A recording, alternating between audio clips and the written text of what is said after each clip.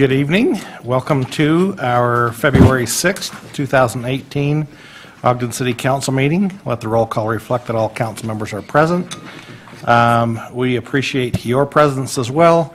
We thank you for being here. This is the public process, and it doesn't work nearly as well without the people, so thanks for coming. I'll turn the time to Vice Chair Nadolski for the pledge. Thank you, Chair Heyer. I've met Jacob here in the audience. If you can come on up. He's from Troop 645. He's going to lead us in the pledge tonight. Right there. Will the audience please rise? Repeat the Pledge of Allegiance after me. I pledge allegiance to the flag of the United States of America and to the republic for which it stands, one nation, under God, indivisible, with liberty and justice for all. The audience may be seated. Jacob, while you're still there, why don't you tell us why you're here today, what you're working on? And So my troop is here. what did you bring them up to? Have them introduce themselves as well.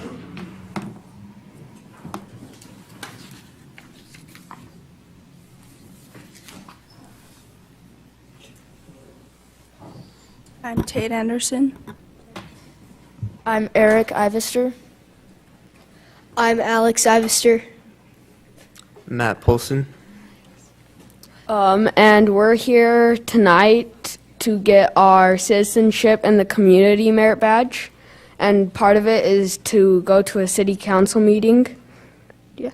We're glad you're here. Thank you. It'll be interesting tonight. Hang around. All right. Now, if you would just please join us in a moment of silence, please.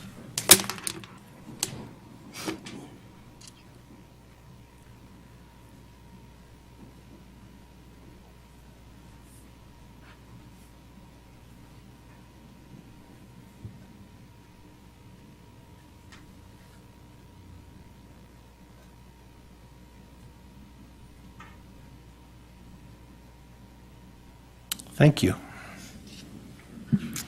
All right, the first item on our agenda tonight is the request to be on the agenda. This is concerning the fiscal year 2017 comprehensive annual financial report and audit report. And I think we're looking forward to Alana Eccles, is that right?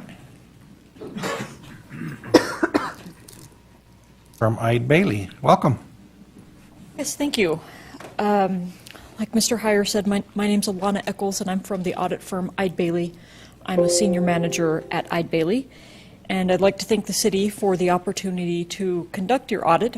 We were glad to be able to do that. Our audit has been completed, and our auditor's reports are not quite finalized yet. Right now they're in draft form, and we are expecting to finalize those either tonight or tomorrow. There's just one more item that we need to complete, and that's just signing a letter with management, and we'll send that tonight or tomorrow. So we are issuing auditors' reports, and there are 4 reports, and what I'd like to do tonight is just go ahead and summarize each of those 4 reports, and it should be just a couple of minutes on each report. And if there are any questions, please feel free to jump in at any time. The first report that we are issuing is on the financial statements, and then there's also a report on the single audit, which covers major federal program compliance. There's a report on state compliance, and also a report on internal controls over financial reporting. So I'll begin by discussing the auditor's report on the financial statements. What that report says is that the financial statements are the responsibility of the city's management, and our responsibility is to issue an opinion as to whether those financial statements are fairly presented in accordance with generally accepted accounting principles. And our opinion on those financial statements is that they are fairly presented in accordance with generally accepted accounting principles in all material respects. And when I say in all material respects, what that means is that when we begin planning the audit, we determine the amounts that we feel are material, and that allows us to focus in our audit on where we feel risk areas might be and on what the most important balances are for the city. Our opinion on the financial statements covers the basic financial statements, and included in the city's annual financial report are some additional information, specifically required supplementary information such as management's discussion and analysis, also supplementary information such as the combining fund financial statements and a statistical section. So our auditor's report covers just the basic financial statements and not the statistical information. We conduct certain limited procedures on the required supplementary information, such as agreeing that information to the financial statements and also making inquiries, but we don't issue an opinion on that required supplementary information. The second report I'd like to discuss is the report on our single audit. That's a report that covers federal compliance with major federal programs. For this year, there was one major federal program that we selected and tested, and that was the HOME program. That's a program that's funded by the Federal Department of HUD. And our opinion on that program is that the city complied in all material respects with the requirements of that HOME program. The third auditor's report that we are issuing is a report on state compliance. These are on general state compliance requirements, and the state auditor's office determines which areas we are required to report on, and that report lists the different areas that we tested and are reporting on. Our opinion on that report is that the city complied in all material respects with those general state compliance requirements. The fourth auditor's report that we are issuing is a report on internal control over financial reporting. That report indicates that we do not audit internal controls, we audit the financial statements, but as a part of planning our audit, we look at certain of the city's internal controls and internal procedures to determine where our audit should be focused and whether there are any risk areas that we should look into. So we aren't required to give an opinion on the city's internal controls, but we are required to report any material weaknesses or significant deficiencies that we identify while we're looking at those internal controls. And in this case, there was one material weakness that we are reporting, and this weakness has to do with an audit adjustment that we discovered during the audit and that management agreed with and corrected. So it's corrected in the financial statements. It was an adjustment in the RDA to accounts receivable and also to revenue. And what that finding is, it's a material weakness, and that's defined as a weakness in the city's controls and procedures where a material misstatement could occur and might not be prevented by the city's controls and procedures. And so in this case, we felt that it was a material weakness because the adjustment was material to the RDA. Specifically, although as a percentage of the total city's revenues and total assets, it was a very small adjustment, but we did feel that it was material to the RDA specifically. So that's why it was reported as a material weakness. Management has drafted a corrective action plan to address this weakness. That action plan is not a part of our report, but they will submit it to the Federal Audit Clearinghouse when the audit is submitted to them. In connection with our audit, we are always required to issue another letter that is addressed to the mayor and to the city council. I won't go into the details of that letter because they're fairly boilerplate across all audit firms and all of our audit clients. That letter would disclose any disagreements that we had with management or any difficulties during our audit. In this case, there were none. We were able to get all the information that we needed to complete our audit, and management was cooperative during the audit. Unless there are any questions, that's all I have to report. Are there any questions? Okay. Thank you. Thank you very much. Chair, Lisa will talk about the CAFR. Great. Not explaining it at all, just telling you when you can have it. Okay. Welcome, Lisa. I saw the eyes roll back when I said that. I just wanted to thank you to Alana and her staff for accommodating the audit. I wanted to just let you know that we are late on filing our financial report with the state auditor's office. I've talked to them. They are aware of our situation. Switching financial systems, we just were not able to finish it on time. There will be no negative effects to the city because of this, and I wanted you to be aware of that. As Alana said, we just need to sign a letter for management saying that we are responsible for the financial statements. Once that's finished and we have the audit letter, we will make the CAFR, the annual report, available online by the 8th at noon. Have you scheduled some more time for sleep? Yes. Well, good. Well, that's good. I hear you've been working long days. Thanks for that. Okay. Any discussion prior to a motion? Seeing none, Chair Heyer, I'll make a motion that we accept for review the comprehensive annual financial report and audit report for FY17. Second. Okay, we have a motion by Vice Chair Nadolski, seconded by Councilmember Blair, to accept for review this, the report and the financial report and the audit report. And this is a voice vote. All in favor? Aye. Are there any opposed? Okay. Next item on our agenda is approval of minutes. Joint work session of August 22nd, 2017. Councilmember Stevens. Chair, they're correct. Session of September 19th, 2017. Councilmember Blair. Yes, thank you, Chair Heyer. I have reviewed the work session of September 19th, 2017, and found that to be accurate, or found those minutes to be accurate. And of the joint work session of October 10th, 2017, and closed executive session of October 24th, 2017. Councilmember Lopez. Yes, Chair Heyer, I reviewed the minutes, found them to be accurate to the best of my recollection. And the special meeting of November 14th, 2017. Councilmember Nadolski, or Vice Chair Nadolski. Thank you, Chair Heyer. I've reviewed those minutes, found them to be accurate to my recollection, and I make a motion that we approve the minutes as presented. I second it. Okay, we have a motion by Vice Chair Nadolski, seconded by Councilmember Stevens, to approve the minutes. This is a voice vote. All in favor? Aye. Aye. Any opposed? Okay, thank you. Next item on the agenda is reports from the Planning Commission.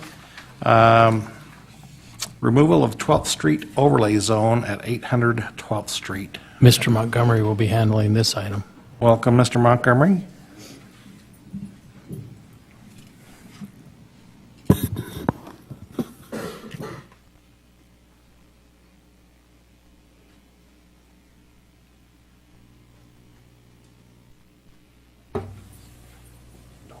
Thank you.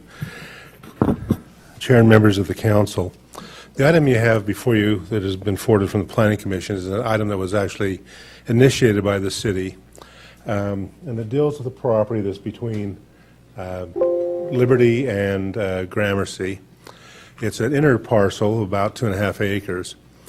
And the reason it's coming before you tonight is the fact that the property has on it an overlay zone called the 12th Street Overlay Zone. One of the conditions of the overlay zone was that property needed to have frontage on 12th Street in order to have that overlay zone. That zone gives properties options over and above the zone that may be there to allow a corridor development along 12th Street. So as you can see in this illustration, you see it's an inner parcel property. And what has happened is the property no longer has frontage on 12th Street. The connection or the lot that was part of this was separated off, and so this now is an isolated piece of property and would no longer be able to take advantage of the 12th Street regulations. Since those regulations were dependent upon frontage on 12th Street, and with that removal, the options are really gone according to the text of the ordinance. To avoid any future confusion of the use of the property, the Planning Commission is recommending that the overlay zone be removed from this parcel of property. That way, it cannot take advantage of some of those higher density provisions that were along the corridor. Many of the neighbors in the area felt that that is the appropriate thing. They did not want to see multiple family housing take place in that inner block in their backyards. And as the Planning Commission discussed this item and the changing factors of why the overlay should be removed because no longer frontage on 12th Street. They recommended in a 7-to-1 vote to remove the overlay zone from the property. The one commissioner who voted against the request actually felt it was appropriate to, but he wanted more time for the developer or the owner of the property to have an opportunity to, express their opinions, see what their concerns were.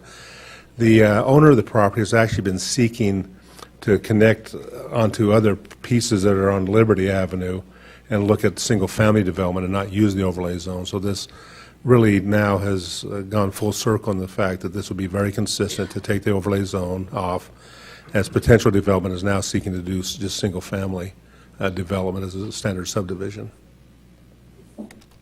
Mr. Montgomery, with respects to the property, if this action wasn't taken tonight,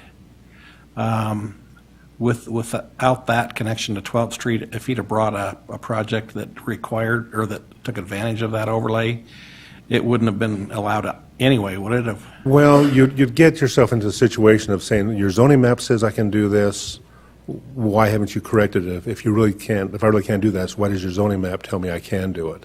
I see. And it just makes it so much cleaner to say, everything is consistent, it has no connection, the overlay shouldn't be there. Oh, I don't disagree. I'm not trying to argue for that, but it just creates a situation of, you could have potential conflict and maybe litigation saying, you're telling me by your ordinance or your zone that I can do this, and you're conflicting, and, you don't know where that would go with some of the new state laws of Right. any dispute goes to developer, not to.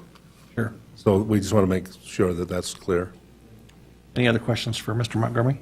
To go along with that, what can be built on that property then? So it is a single-family zone, so single-family homes are what can be built on the property. But he'd have to have access to one of the You'd have to sites. have, the property actually has to connect to a public street, and so they have acquired property off of Liberty to make those potential connections.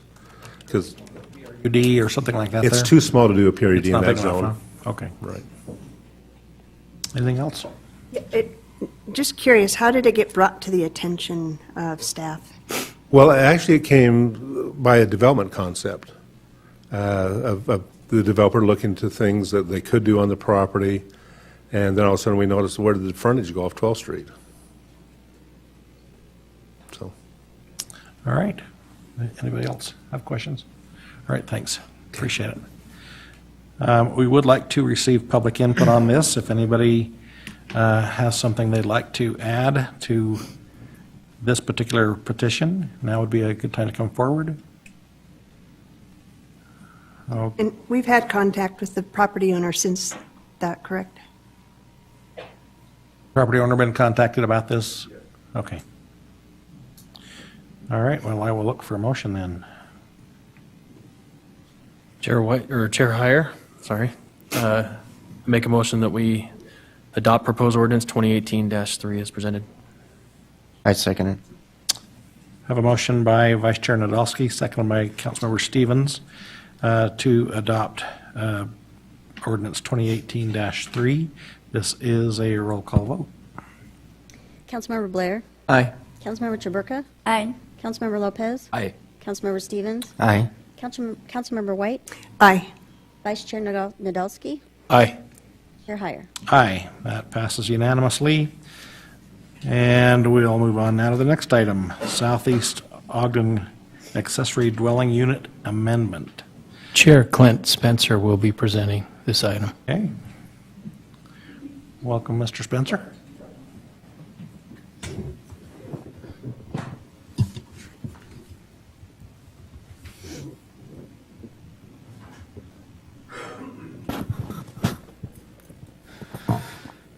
Well, it's good to be with you, Chair and City Council members. Just before I get started, I want to take a minute and just appreciate everybody that's been involved in this process. It's been going on for quite some time, and the level of civility in the discussions has been very, very much appreciated, and hopefully that will continue tonight. So this petition has two parts to it, both relating to accessory dwelling units, or ADUs. And I'll go over both of those parts and as we get into the presentation. But first off, I wanted to kind of give an background on how did we get here, what are we looking at today.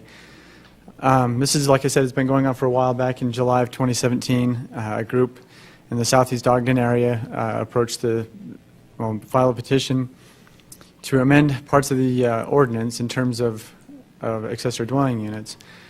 From there, instead of having them on the August Planning Commission agenda, we moved it back a month to allow staff some time to kind of give a pulse on what the community was feeling. We put out an online survey, and in our notice directed people to that survey so they'd have time to go on to the survey and we could get some direction on how the community felt, and as we put together our presentation and our staff report. In September, the Planning Commission held the public hearing, and there was as I said, there's two parts to the petition. The first part is just a matter of redundancy, and I'll kind of get into more explanation later in the presentation, but it's just to remove some clerical or some technical errors out of the ordinance, and that portion of the ordinance was approved in the September Planning Commission meeting. And the discussion about whether or not to allow accessory dwelling units in the southeast Ogden area was then continued to give staff some more time to look into what other cities were doing, or what other impacts might be presented from the proposed petition. So in October 2017, we had a work session that we came back to the Planning Commission, provided the information that they were looking for. We looked into an ordinance that Salt Lake provided, some supporting documents that went along with that gave some good information. They're facing a very similar situation, and so we thought it appropriate. And then in November was when the Planning Commission actually heard the item for accessory dwelling units in the southeast Ogden area, and they denied the petition to have them removed. So that is their recommendation. And as you all know, just last month we held the work session to move on this accessory dwelling unit petition. So the first bit of it here, like I said, it was kind of a technical thing, just relating to redundancy in the ordinance.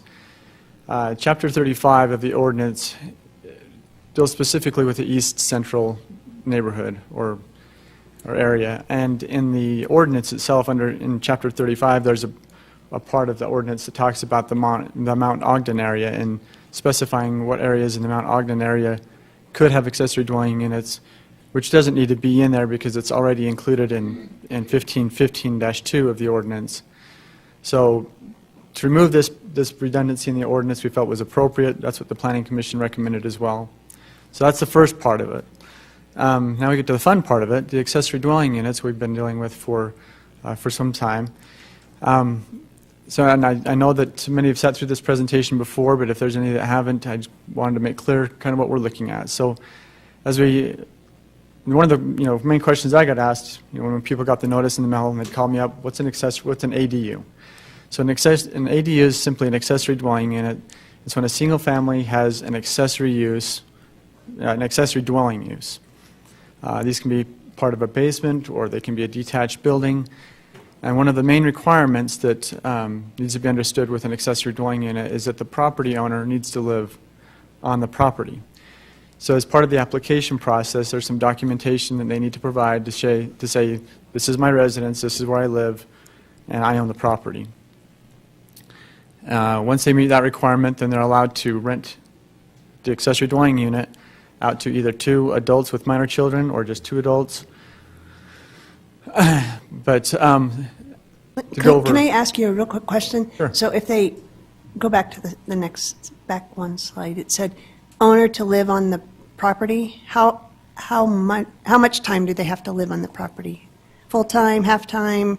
All but 4 months. Weeks, The all maximum but amount 4 they can live out of the residence is 4 months in a year. Good question. 16 weeks.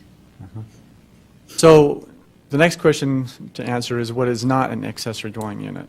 So you have a family living together, mom, dad, kids. They can be adult kids, married kids. Anybody living in that situation that's not charging rent is not considered an accessory dwelling unit.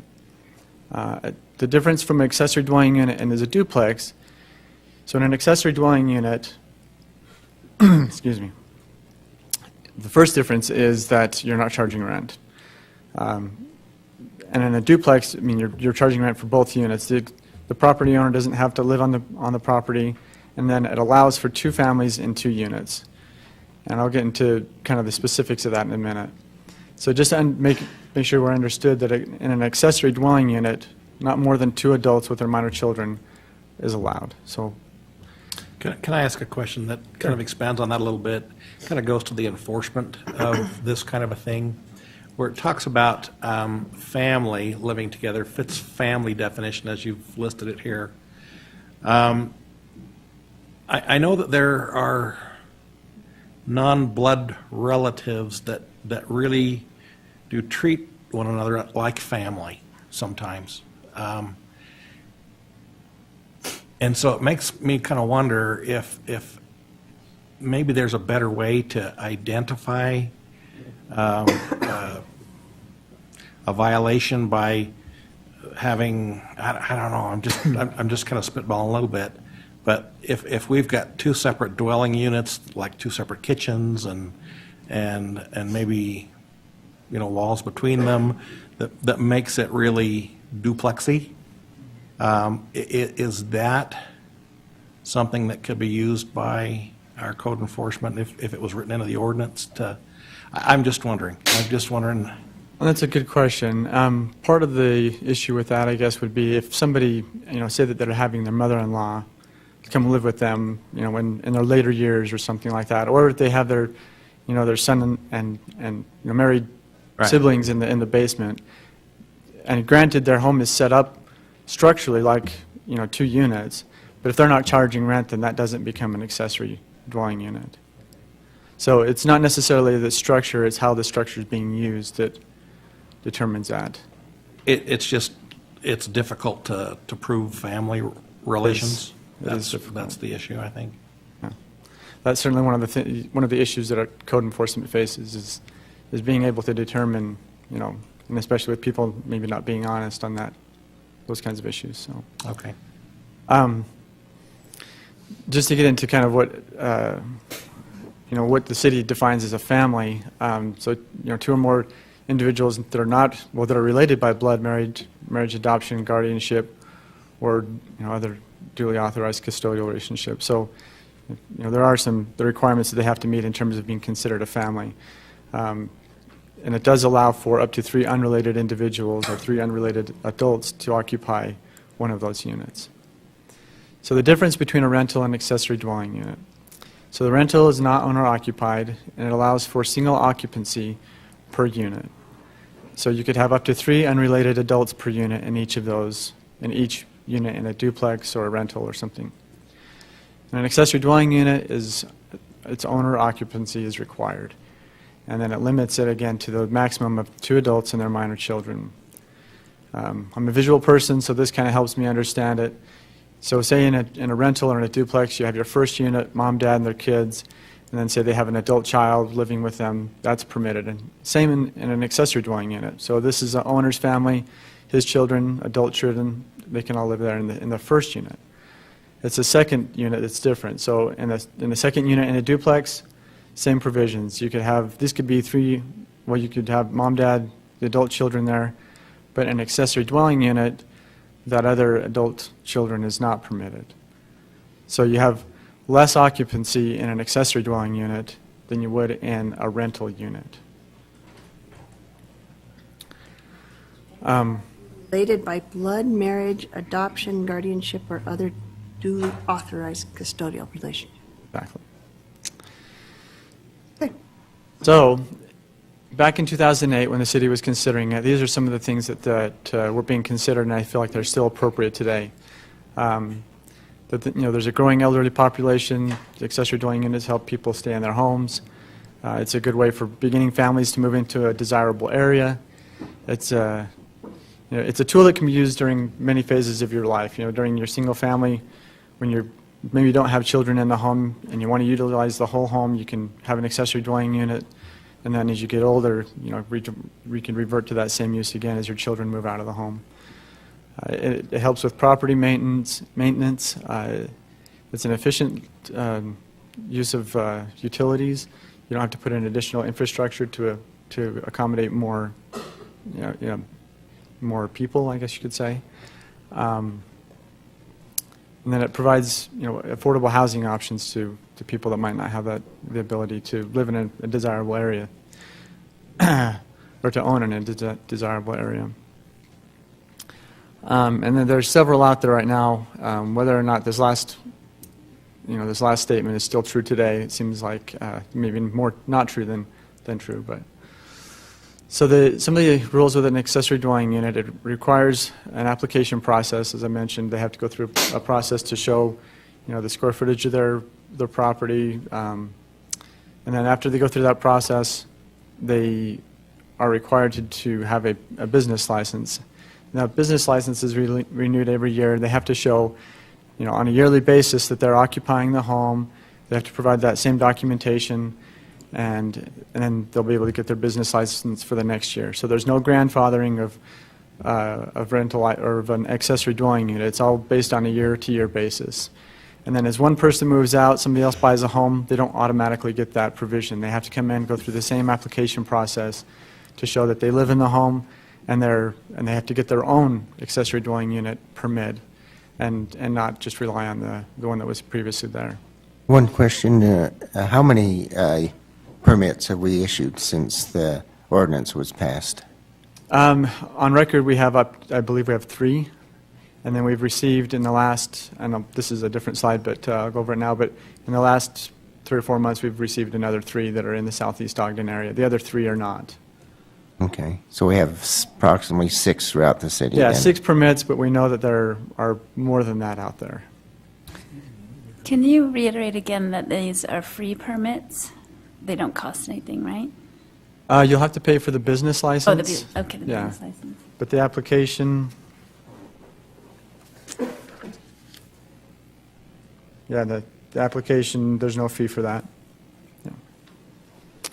Yeah. So as I mentioned before, in the first couple of months after the petition was made, as a planning staff, we reached out to the owners. So we mailed notifications to the owners of single-family homes in the southeast Ogden area, which was about 2,500 notices, and we directed them to the online survey so we could get this public comments, public opinion back to help us kind of develop our staff reports and understanding of what was going on in the area.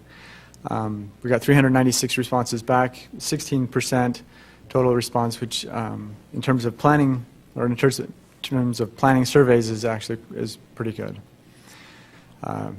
We'd always like to get better, of course, so we're always looking for ways to improve that notification process and getting more public input. But from the public meetings and from that public survey online, we kind of summarized some of the cons and pros from those public comments that we received. These are the comments. One of them is, and they're not related and not ranked here or anything like that, but just in terms of what was on the comments.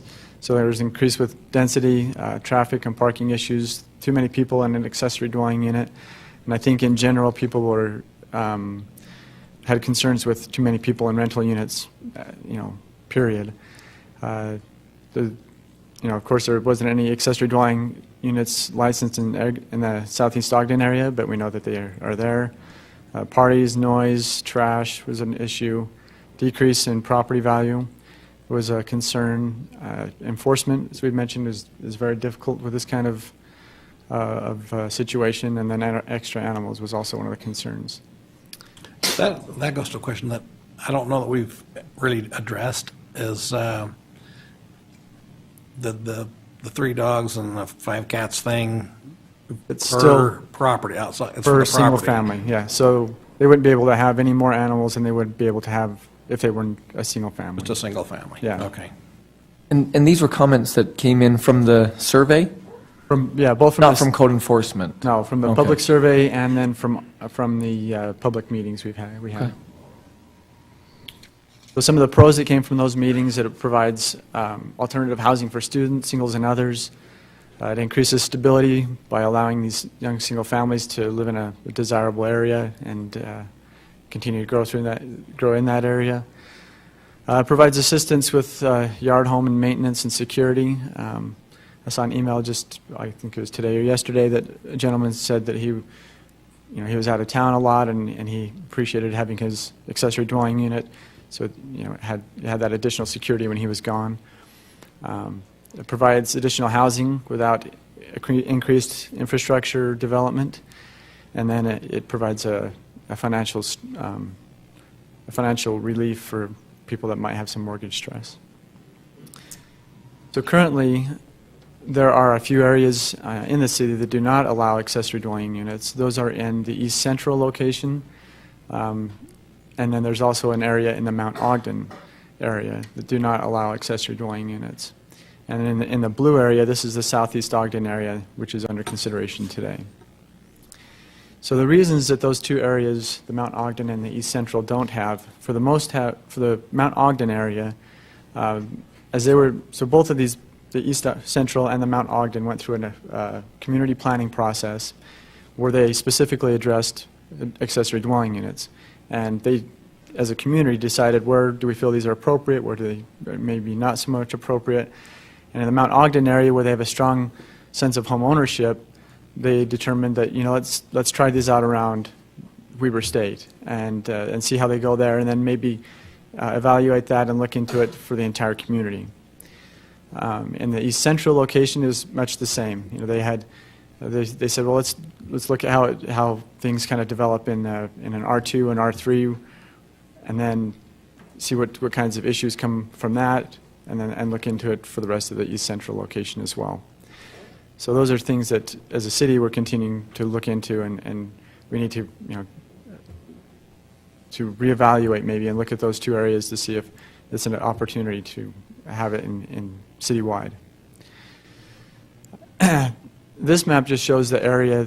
Well, as the petitioner filed their application, there was, I believe, 16 others that were with them, and then they went out and they made phone calls to people to get their opinions based on the petition. And so this is a map of the people that were in favor of the petition to not allow accessory dwelling units in the Southeast Ogden area. Most of them are concentrated in the neighborhoods just south of the college, where they have that concern that they've seen in other areas that there's a decline in the neighborhood. So just to go over what the public or the Planning Commission recommended, again, on September 6th, they recommended for the first portion, and where you have the minor ordinance revisions, they approved that and continued the ADU discussion to November 1st, where they recommended denial. The two votes that were in denial, were two votes that were for the petition. They felt that the city ordinance of having accessory dwelling units citywide was too broad of a brushstroke for the entire city. It might not be appropriate for everywhere. But anyways, that is their recommendation, if there's any questions. Any more questions for Mr. Spencer? I don't have a question about that, but I was going back to the petitioner opposition map, because we've gotten quite a few emails in the last 2 weeks since we had our work session.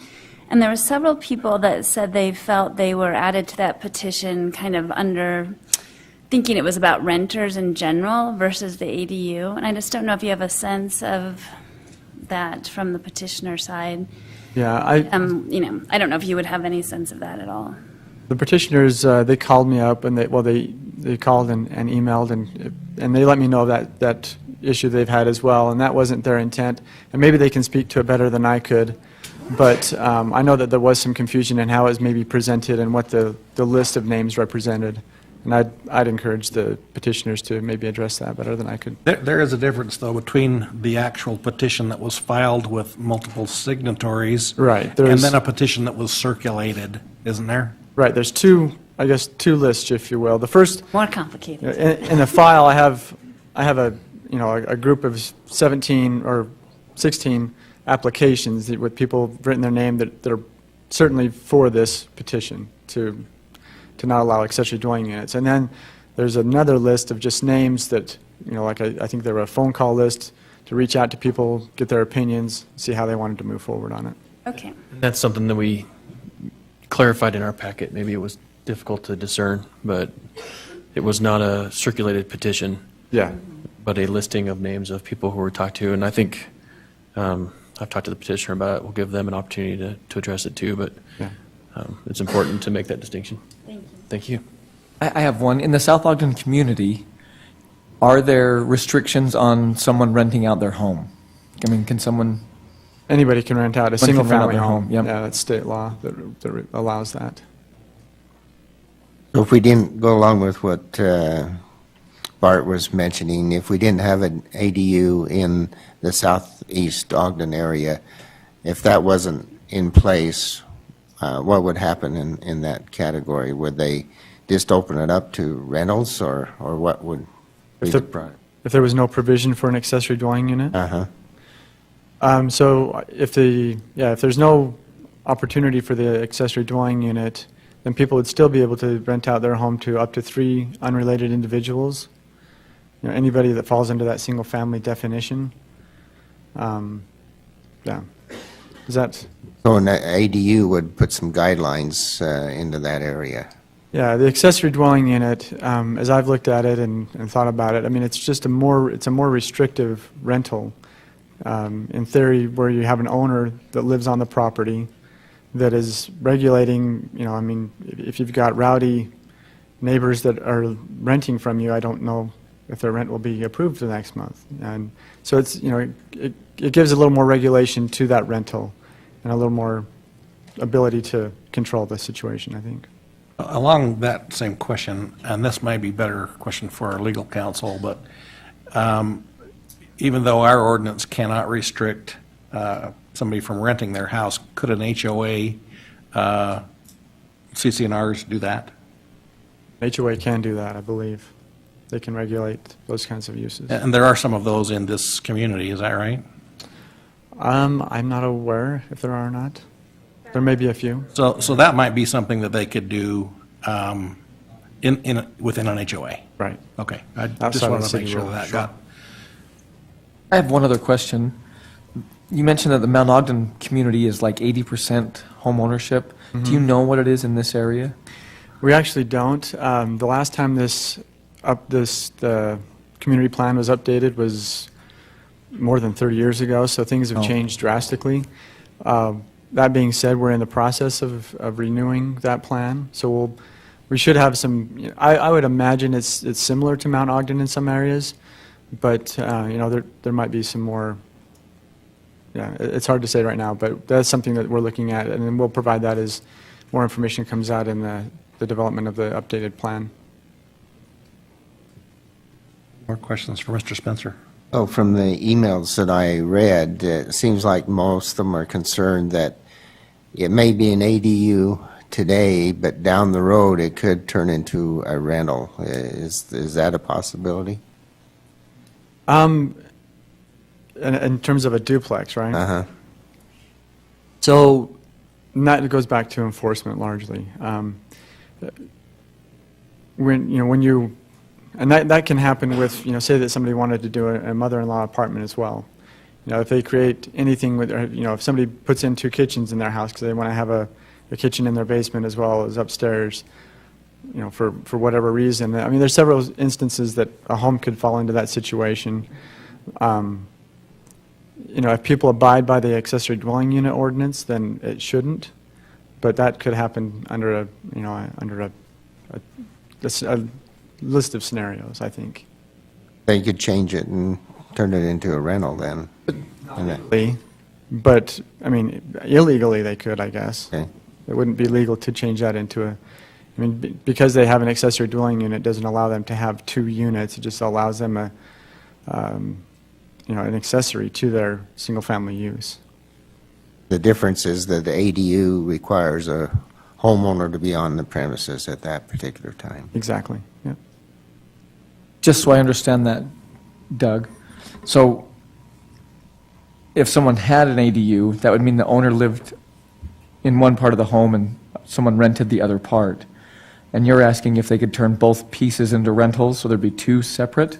You could I think you could probably do that in some situations. I don't know. But they could rent out their, yes, but they could rent out their entire home. They could rent out a single-family home, and there's nothing that prevents them from doing that, no matter what. Right. And they could rent it out to more people Yeah. than would be in a Yeah. one half and then the ADU. So just to clarify, if the owner moves out, and even, in the ordinance, it talks about those 4 months that they're living away, they can't rent to somebody during those 4 months to occupy their single-family portion and also occupy the accessory dwelling unit. So once the owner moves out, that accessory dwelling unit moves out with them, so to speak, so that it's no longer a legal accessory dwelling unit. Is that, hopefully we're clear on that. We don't have a way to enforce that if it's done illegally. Yep. If it's done illegally? Correct. Yes, we rely largely on the citizens in the community. We have a great code enforcement office that deals with as much as they can, but that can be challenging to enforce, certainly. Chair Heyer, comment? Yes.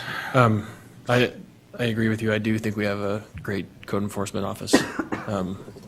Everything I've experienced, those people are working their tails off. But some of us are, and I made this comment in the work session, and I think we're going to hear similar comments tonight when we hear from the public, but some of us have been just overwhelmed with messages from constituents on this issue, and there's a lot of frustration about enforcement of our ordinances. And quite frankly, I'm really, really starting to share that frustration in the fact that I think there are some very real and practical constraints on our code enforcement officers. I think there are implications that limit their ability to enforce the things that we just discussed, all of those different scenarios. We've used terms like legal, allowed, not allowed. I mean, that's if we're able to ensure some level of compliance. And this issue has made it really clear to me that we're struggling to provide that level of compliance. So I think that I think all of us are kind of getting this enforcement issue loud and clear. And we've been hearing it from folks in emails and phone calls and interpersonal communication, and I think we're going to hear more of it tonight. But I'm beginning to see that as a big challenge for us on this issue and many others. That's relatively evidenced by the lack of permits that have been applied for. Sure. There is a penalty if code enforcement issues one issuance. It could go up to $125 as a penalty if they're not in compliance with the ADU. Right, and that would go up with each subsequent Right. fine. Sure.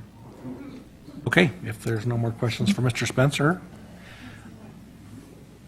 okay. I think we'd like to hear from the petitioner, Mr. or Mrs. Markeski.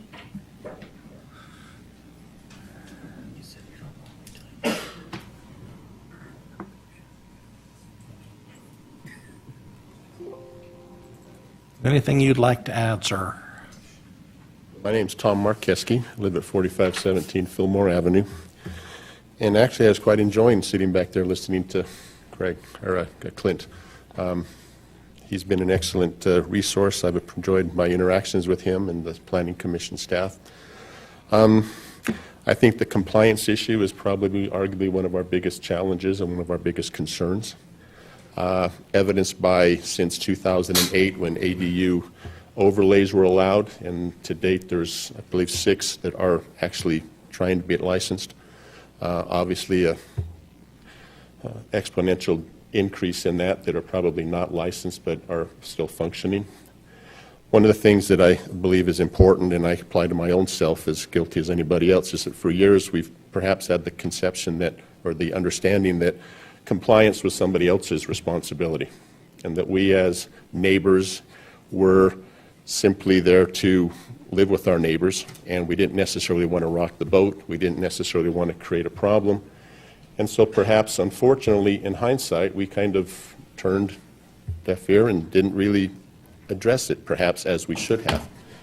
Now, all of a sudden, we have a citywide ordinance that allows ADUs, and who's to say what's going to come down the road as far as other issues that are going to perhaps be allowed within the city or imposed upon the city, and it becomes a compliance issue again. And in hindsight, I've lived in the neighborhood for 37 years. I probably should have been making way more phone calls over those 37 years than I did. And unfortunately, I didn't. And I'll be the first to admit that. Unfortunately, that didn't solve the problem. It perhaps exasperated or even created the problem that we have today. Those that are not in compliance really don't care to get into compliance because nobody seems to be complaining about it. And it's the misconception that it's the public's responsibility to complain. It's not code enforcement to go out and find them, I don't believe anyway, nor does the code enforcement have the manpower to do that. But if there is a complaint, then they're more than willing, rightfully so, with the type of job that they're trying to do, to determine what is and isn't the issues there. But if they don't get any complaints from the neighbors of those who are not in compliance of whatever the ordinance is, no wonder there's no complaints. No wonder there's no record of complaints within a community on certain issues. If the community's perception is that it's somebody else's job to report, where in fact I believe now, in hindsight, that's all of our responsibilities. If and when something is supposed to happen and it's not happening, then there better be a line formed. Those people that understand what's not being done, that should be done, and they better be making the phone calls. They better be, quote unquote, complaining so that those issues are at least brought to the forefront. Then it becomes a compliance issue, then it becomes an enforcement issue. But it's difficult to be a compliant or an enforcement issue if nobody complains about it in the first place. And I stand guilty as charged. And I dare say most of us in this room probably are as well. Because that's been the perception, that's been the function, that seems to be the status quo, if you will. And obviously that needs to change. And I can tell you from me being me, that that's changed in our community, in our neighborhood. Phone calls are being made, have been made, and will continue to be made if things aren't in compliance or if things aren't being enforced, because that's what you as a city are expecting from me as a resident, to make that phone call, to make that complaint, so that compliance can then determine if in fact they're compliant or not. So that's first and foremost perhaps the biggest thing that's come out of this exercise for me as an individual, is my responsibility as a community member to complain. And if I don't complain, shame on me for making an issue out of it. So again, welcome to Mr. Markeski, going to start complaining. That's the reality, and I dare say it's the responsibility of all of us in this room to complain when complaints are necessary, to enforce codes, and be sure that things are being compliant. I appreciate, again, the information that's been presented. Some of my concerns and some of our concerns, going back to the question about the notification and the survey and the list of supporters.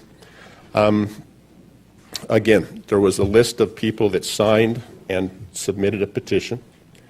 Then there was a list people collected from phone calls by a variety of people, good-intentioned people that were simply trying to educate their friends, their neighbors, anybody that was willing to listen about what this new ordinance was doing. And quite frankly, it was surprising how many people didn't even know the ordinance had passed. That's a different issue entirely. Suffice it to say in summary that to have a public hearing with the Planning Commission and to have a City Council meeting dealing with this ADU ordinance and not have a single person participate in the public hearing portion of those meetings is outrageous. Now we're dealing with the repercussions of that unfortunate situation. So be that as it may, other people, my wife, others, were making phone calls to find out who was interested in supporting our cause. And everybody on that list was, we thought without exception, supportive of that cause. There was no confusion between an ADU and a rental. The part of the conversation was very succinct and very specific. What is an ADU? Do you understand that there is one? Do you understand that our community now that's legal? The great majority of the people didn't have a clue, didn't understand that. So that was the purpose for the phone calls. And we thought, without exception, everybody that we had contacted had a little checkbox checked by their name, and were listed on that list of people that were in support. Yes, it wasn't a signed petition, as was initially implied. It was simply a list of people that supported the original signed petition. We've since been made aware of at least one individual, and perhaps you've been made aware of others who are on that list but didn't feel that they were either informed or confused or weren't supposed to be on the list in the first place. I can categorically claim and vouch 100% that that was never our intent. Our intent was to educate and inform the public of an ordinance that they knew nothing about. And in doing so, they then felt that this was an overstep, that this was inappropriate, and they agreed, as our understanding, to have their name added to that list of supporters. That being said, there perhaps are a handful, maybe, who thought they were misinformed or misunderstood the situation, and so we acknowledge that. It is unfortunate. That certainly wasn't our intention, and we have apologized to those that we're aware of, and perhaps you're aware of others that we still need to apologize to. As was mentioned by Mr. Spencer, the history is pretty well established. There was no ADUs allowed prior to 2008 because of zoning issues. 2008 to 2016, there was an overlay allowance that allowed certain areas in the communities of Ogden to have ADUs. 2015-16, that went before the Planning Commission to make it a citywide ordinance. It was approved in January of 2016. Now we find ourselves in February of 2018 addressing the realities of that ordinance being passed, at least, again, in some people's minds. In rebuttal, perhaps, to some of the report that was presented by Mr. Spencer, one of those has to do with complaints. And I've enumerated that already. There's no record of a lot of complaints against ADUs. That should really come as no surprise because apparently there's not any legally or licensed ADUs in the city yet. There's some that are in the process, I believe 5 or 6, but there still aren't any that are licensed and legal in the city. So any of the complaints about ADUs would have been extremely difficult to have. So by default, it was perhaps combined with rental units. And yes, there's a connection between rentals and ADUs, but as Mr. Spencer very adequately described, there is also a fundamental difference in the ADUs versus rentals. So any ideas about complaints, any statistic about complaints or the lack thereof concerning ADUs and or rentals, I feel need to be categorically denied and excused because they're not necessarily relevant. How can you have a complaint about something that doesn't exist in the first place, in theory? It's not legally licensed or registered yet. So the idea about complaints, again, and I mentioned this before, we didn't know to complain, but we should have. It wasn't something that was complainable because it didn't apparently exist at the time. Property values are a concern for us in the neighborhood, perhaps others. The comparisons that were done on property values appear to have been done in established neighborhoods that had yet to feel the impact of any decrease in property values because of the rentals that were there. Our position would be that over time, as a neighborhood starts to deteriorate because of excessive numbers of ADUs and or rentals, that's when the property values will decrease. It's not going to be the immediate impact, but it's going to be the long-term impact once those neighborhoods start to deteriorate because of the ADUs in general or the excessive numbers of the ADUs. The limited occupancy benefit, again, that sounds great in theory, but it still becomes an enforcement issue. In talking to the enforcement code officers, they're stuck between a rock and a hard place. They ask if somebody to go knock on somebody's door, are they your relatives? They get a yes or no answer, no way to prove it. Are they paying rent? Are they financially compensating for being able to live there? How can they verify or deny or prove that that's in fact the case? So the compliance issue continues to be, as Mr. Nadolski mentioned, I think one of our biggest concerns. compliance of ordinances and how to ensure that they're, in fact, compliant. We have an interesting situation with Weber State. I was looking at some newspaper articles today. There was a number that I could pick from. I picked two. One has to deal with Ogden City administration looking to deregulate downtown housing. And it simply says, Ogden administration wants people to live downtown. Well, I think that's a great idea. Mr. Caldwell, Mayor Caldwell says downtown living will be a necessity under that scenario. So we appreciate and applaud the fact that Ogden City is in fact doing something about expanding the housing market within downtown Ogden. The other article had to do with the housing situations involving Weber State University. In an article entitled, If Weber State wants to attract more students, they need a place to live. And first sentence, Weber State University is growing, but its growth will be difficult to sustain without additional student housing. And so the article was pretty specific about the housing development west of Harrison.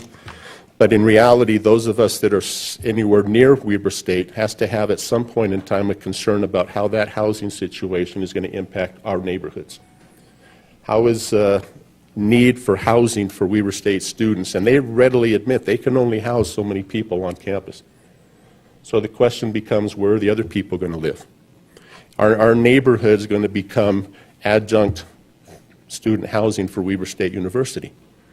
And that has to be a real concern for those of us that live close to Weber State. And it's not Weber State's fault per se, because they have a vital role in our community, but where are their students going to live?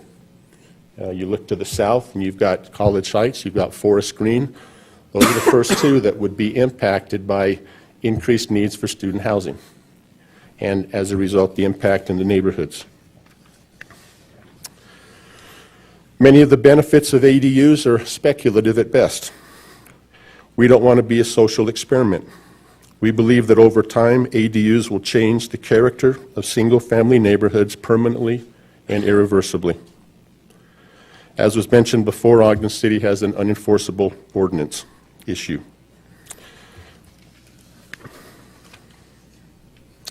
We believe that the city needs to think about how they want the East Bench neighborhoods surrounding Weber State University to look in 5 years, in 10 years, maybe 20 years down the road. We feel that the citywide ADU ordinance is too aggressive and is an assault on the R1 zoning. The city already has a great diversity of housing options, one of the most desirable being able to offer stable, single-family housing in an urban environment. We feel that it is an important asset that should be preserved. Citywide zoning actually dilutes that diversity by trying to make the city homogeneous throughout. One size does not fit all. We respectfully ask that the City Council listen to the residents of the Southeast community who purchased in single-family neighborhoods for that very reason and do not want ADUs forced upon them. It was referenced about Salt Lake City and their ADU ordinance. They quoted a study done by the University of Utah. It's actually a master's thesis on ADUs. And one of the important points there is that the most vibrant cities do not force ADUs on neighborhoods that don't want them. The premise is that you introduce ADUs if in fact you want to do that to neighborhoods that do want them, and then let other neighborhoods see those benefits if they occur, on the premise that if it's going to be that good of a deal, then others are going to want to have that benefit in their own neighborhood. The counter to that could also be true. If it's not what it's cracked up to be, if the benefits aren't what they're supposed to be, then they haven't started down that slippery slope that perhaps won't be recoverable.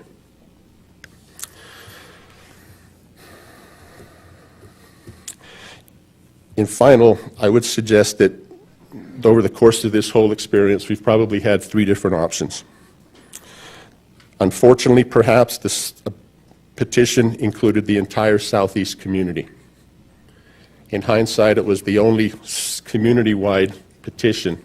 The other areas where they have ADUs legally, at least outlined, those were parts of a community.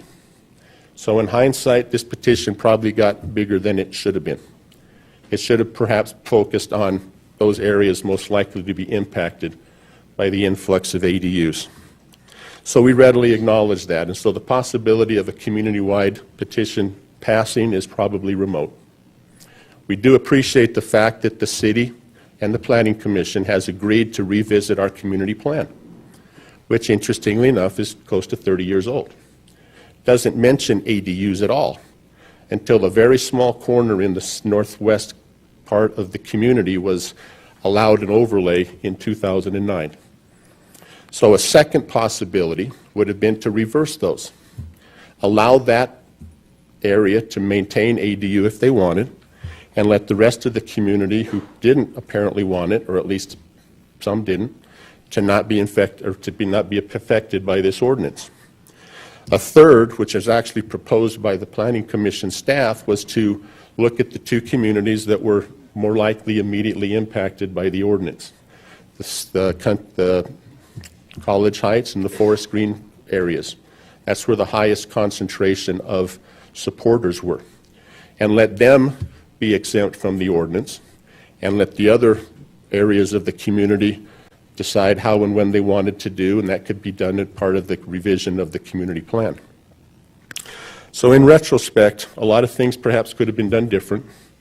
In hindsight, perhaps a lot of people could have said a lot more things through the years that were from an enforcement standpoint. But I guess our basic premise is that we love our neighborhoods. It's unfortunate that the public didn't have the opportunity in prior meetings to express themselves both for and against. And I guess what's unfortunate, in finishing, is that some people look for neighborhoods as a place to live.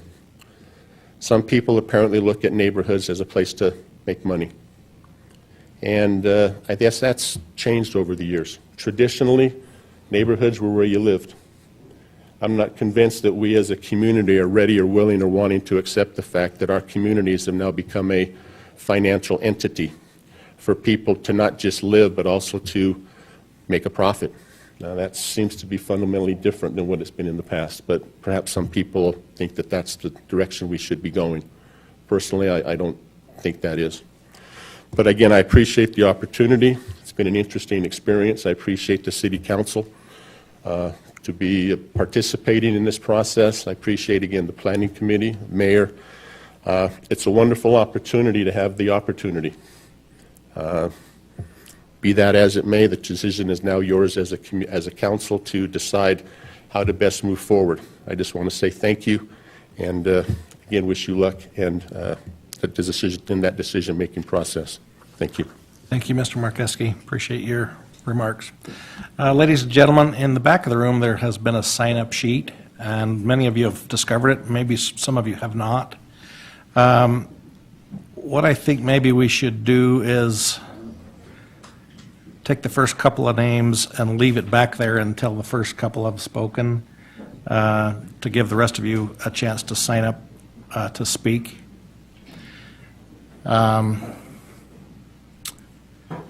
Amanda, why don't you just write down the first two names and bring that list to me, if you would?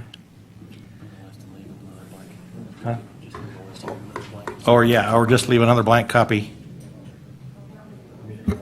That work? Is Deanna Wolf ready to speak to us? She's first on the list, so.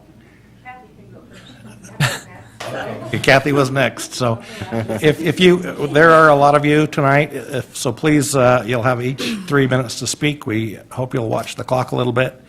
And also, if you'll make sure that you don't get too redundant, that isn't really that helpful for us to hear the same thing over and over again. So if you could bring us new information if at all possible. So your time is, give us your name and address. So. My name's Kathy Field.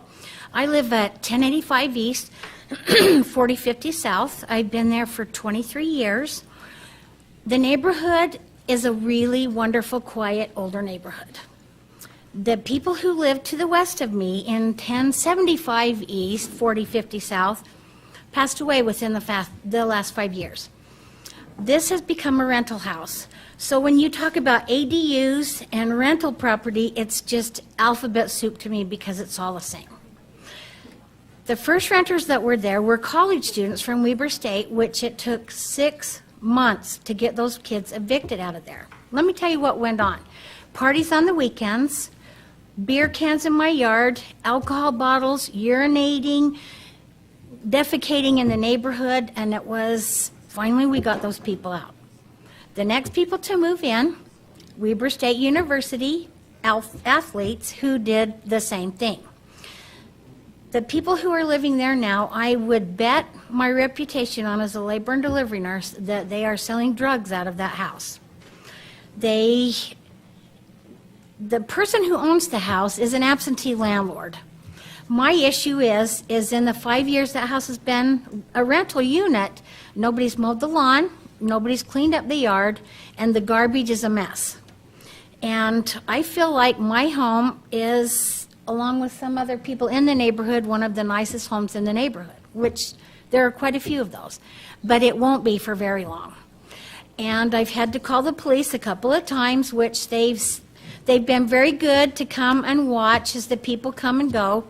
But a case in point, last Saturday evening, in a half-hour period, 5 cars came and left after 11 o'clock at night, stayed for 15 minutes and then left. And it's this continuous in, out, in, out, in, out.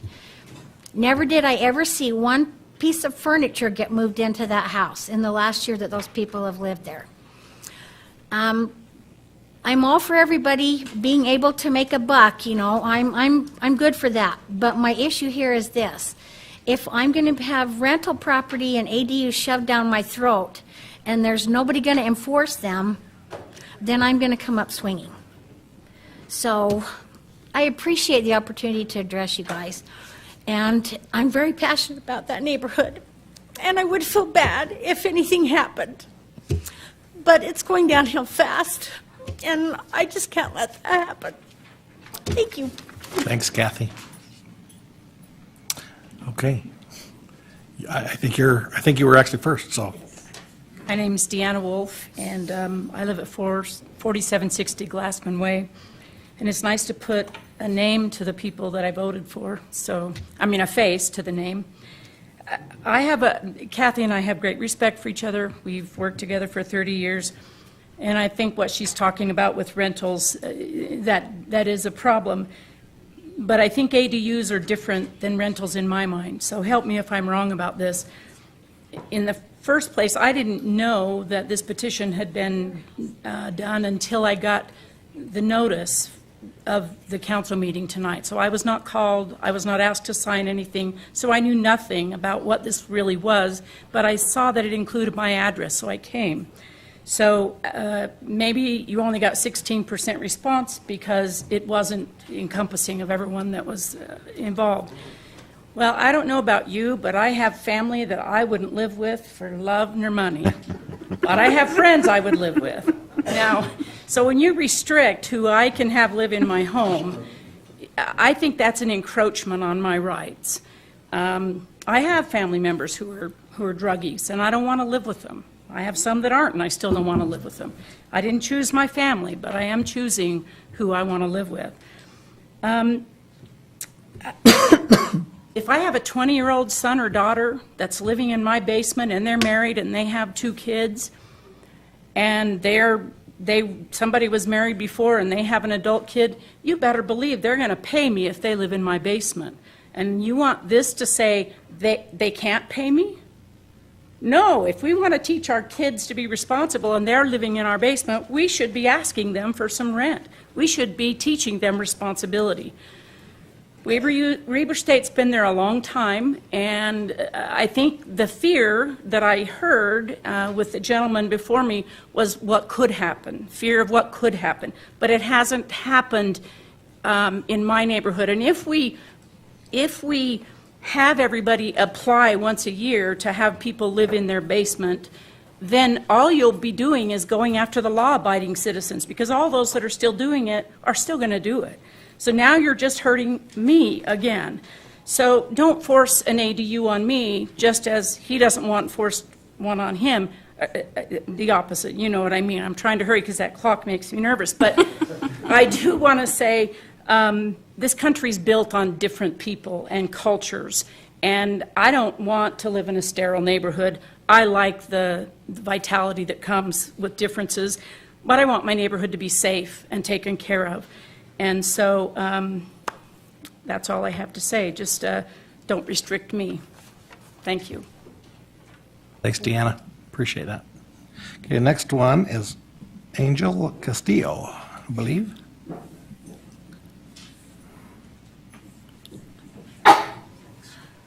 Angel Castillo, 1260 25th Street. This is a really difficult issue. I'm a transplant from Los Angeles, and ADUs are a big thing in Los Angeles, and I commend the City Council and the Planning Commission for being forward-thinking and looking towards the inevitable expansion that is going to be happening in the city, and especially the growth around the neighborhood. While my heart broke listening to that lady with the rental situation. That's a terrible thing, but it's also a rental situation. ADUs are not rentals, and it's important to understand the difference. And in Los Angeles, there are lots with ADU zoning, and those property values are higher because the city is expanding. There's a housing shortage in Los Angeles, and ADUs and the regulation of ADUs and starting to put that together with the city is making those properties worth more and addressing the housing crisis. And I think Ogden is forward-thinking and looking towards ADUs. Yes, they need to be regulated. It's a difficult process. It's not something that's going to happen overnight. And the listing of what is and isn't allowed is something that's going to probably need to grow and expand while we figure out how it works. Weber State needs off-campus housing. And just like USC and UCLA, ADUs are a big part of allowing students to be able to come and have housing. Los Angeles, Santa Monica, Venice, and Brentwood, some of the highest property values in the nation, all have very strict ADU laws because they're necessary. And perhaps the council might want to look to those for some guidance. But it works. It works in really expensive communities. Any property that is located within a mile of UCLA or USC has higher property value specifically because of its location. It's desirable. It's important to be clear on fines and enforcements, and yes, it's important for neighbors to participate in notifying enforcement. Laws only can be upheld if the police or the authorities know that they're being broken. And so it's important to be a part of your neighborhood and be aware and to reach out. And I keep hearing that we didn't know what happened. This city has been unbelievably open to me, and I've only been here under a month. All you have to do is pick up a phone, send an email, and you can get a conversation with somebody. You can have a meeting with someone. You can talk about these things. So the Planning Commission is accessible to the public. You can pick up the phone, call the assistant, and the assistant will leave a message. And I had the Planning Commissioner return a message to me today. So it's an open thing. Growth is coming, and it's inevitable. And it's going to be 10, 15 years down the road, but the city needs to pull together now and look at what that growth is going to be so we're not surprised by it. Participate with your planning commission to assure slow, controlled, and sustainable growth, and reach out to your neighbors to enforce any infringements that you see. Thank you. Thank you. Appreciate it. Bonnie McDonald's up next. Erica is following. Erica Hay. So Bonnie. Oh, sorry. Bonnie McDonald. Sorry, and I'm next. I apologize. Yep, and Erica's, I guess to use a baseball term, you're on deck. I'm Bonnie McDonald, 1061 Edgewood Drive, Ogden City, Utah. People think that we're in South Ogden, but I guarantee you we are Ogden City. We're happy to have you. I spent a big portion of my life protecting the southeast section of Ogden. I was the council representative for 3 terms on the Ogden City Council, and it all started because of zoning issues in the southeast section. Greg and I both were involved in the southeast section community plan, And I don't know, how many others here? Not very many. You've got gray hair too, Greg. Anyway, Ogden City is a unique city, no question about it, historically as well as diversity in Ogden City. But there are areas in Ogden City that we want to stay, areas that realtors can come in and say, this is an R18 single-family subdivision, or this is a R110, or this is so-and-so and so-and-so. Ogden City at one time, when Hill Air Force Base came in, there was this big to-do. Oh, we've got to put more population into Ogden City. So I don't know how you call it, down-zoned or up-zoned or whatever, central Ogden. I don't know how you're dealing with it. We spent many years trying to figure out a way to correct that particular problem. When you get too many people in small areas or in neighborhoods, it creates issues. It does that everywhere. There's too many cars, there's too many dogs, as I know, because I've got a barking dog somewhere in my backyard. It's driving me nuts, and I can't get anybody in the city to do anything about it. But anyway, the issues are there when you start getting high occupancy neighborhoods. I wonder how many of the people that are buying those new homes going in right off of Harrison Boulevard knows that their neighborhood could be almost a duplex area. I was talking to a neighbor of mine this afternoon that I don't know very well. She lives in the cul-de-sac above me. And I asked her about this situation. She didn't know anything about it. She didn't understand the notices. I didn't understand the notices, and I dealt with these issues for how many years? Many, many years. But when you start putting acronyms on cards and sending them out citywide, you're not going to get the personal response. Thank goodness Tom and Cindy Markeski brought it to our attention and showed us what we needed to do to be able to preserve neighborhoods in Ogden City. Thank you very much. Thanks, Bonnie. Erica Hay and Brent Belknap is following her. Hi, my name is Erica Hay. I live at 3824 Grandview Drive. I was unaware of this issue as well, and I got a mailer about the city council meeting. And while our city council members and city office members and those staff, they are accessible, they will call you back. But it's hard to know to ask a question that you didn't know was an issue. So now I'm glad we're here. I do have a couple of clarifying questions just about the ADUs to our presenter. I just want to make sure I understand. These are units or basements or whatever. Are they structurally required to have certain things like an independent bathroom, a kitchenette, ventilation, windows, those kinds of things? So it's not like someone's shed attached to their house that they can let someone live in there. Okay. Any questions, we'll collect the questions and we'll answer them all in one big blast at the end. Okay, so- I'm sorry. I just wanted to make sure I clarified before I said a bunch of things that don't apply to this situation. I have a very specific problem with drug dealers out of this shed as well. I think that needs to be pursued down a different avenue than tonight's issue, just based on that question. However, I do have a couple thoughts just based on the presentation tonight. I don't think it will raise property values, especially in a town like Weber. That college, I went to that college. I graduated from there. I'm an alumni. It's an affordable college. I think, where tuition's higher, maybe it raises property values, but we are a cost-effective living city where it's cheap to live in Utah. It's not cheap to live in California or some of these other states. So it may raise property values there, but I don't believe it will here.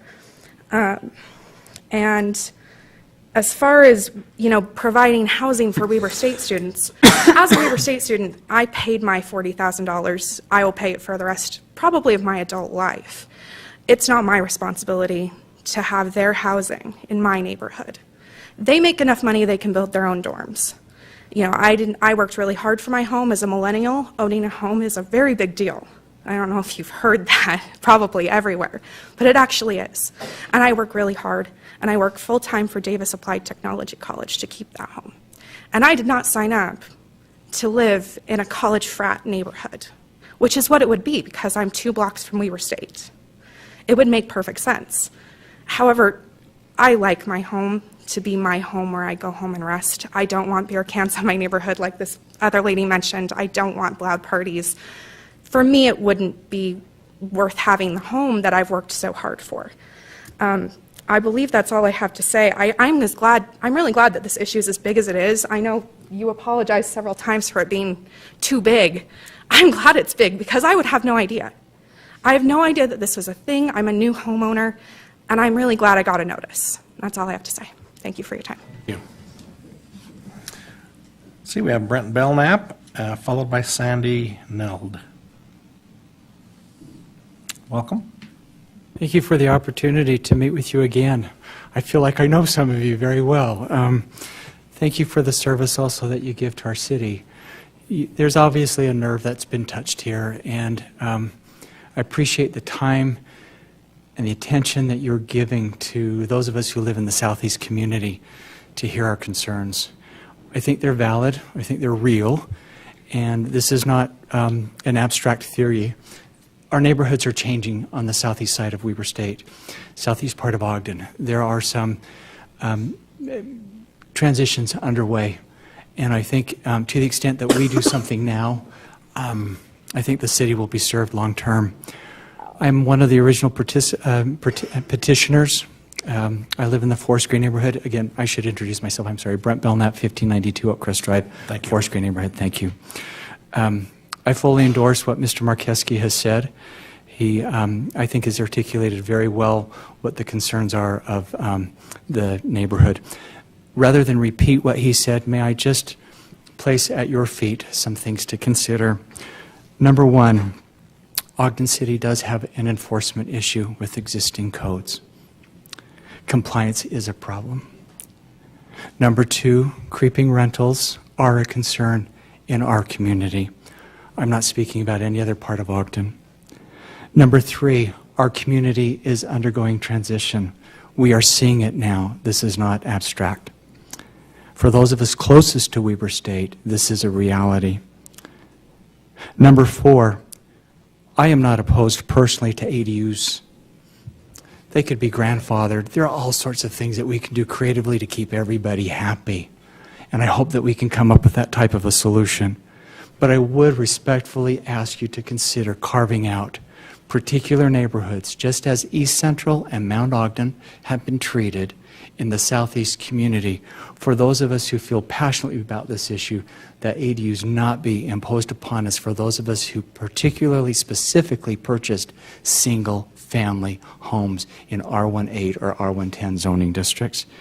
And the last thing that I would like to present before you, or to ask you to consider, is as we've become aware, for all the reasons that Tom has said, of the things that we could have done differently and probably should have done differently, I really hope that the Southeast Ogden Community Plan, after almost 30 years, can be updated and will be updated in a way that addresses favorably the needs that we have in the Southeast Ogden community. Thank you very much for all of your service and your time. Thank you.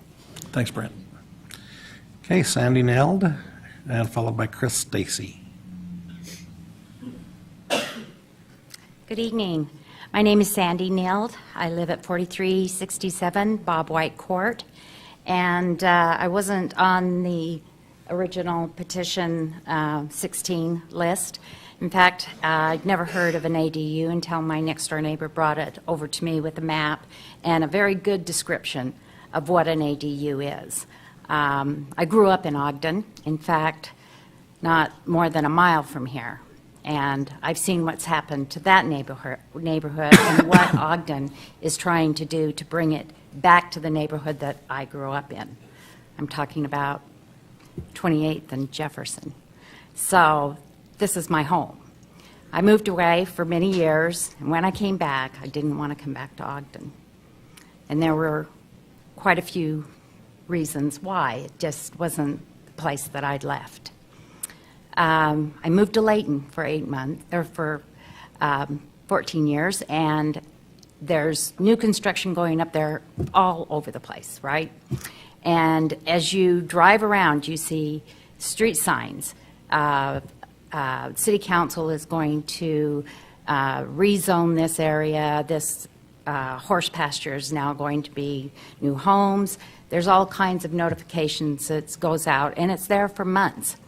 Now, I've lived on Bob White Court for 8 years, and I do take the newspaper, which I know a lot of people get their news from the internet these days, but to be notified in small print on the last page of the newspaper that your property is being effectively rezoned from an R1 to an R2 is not the way to do this. Now, that is exactly what happened.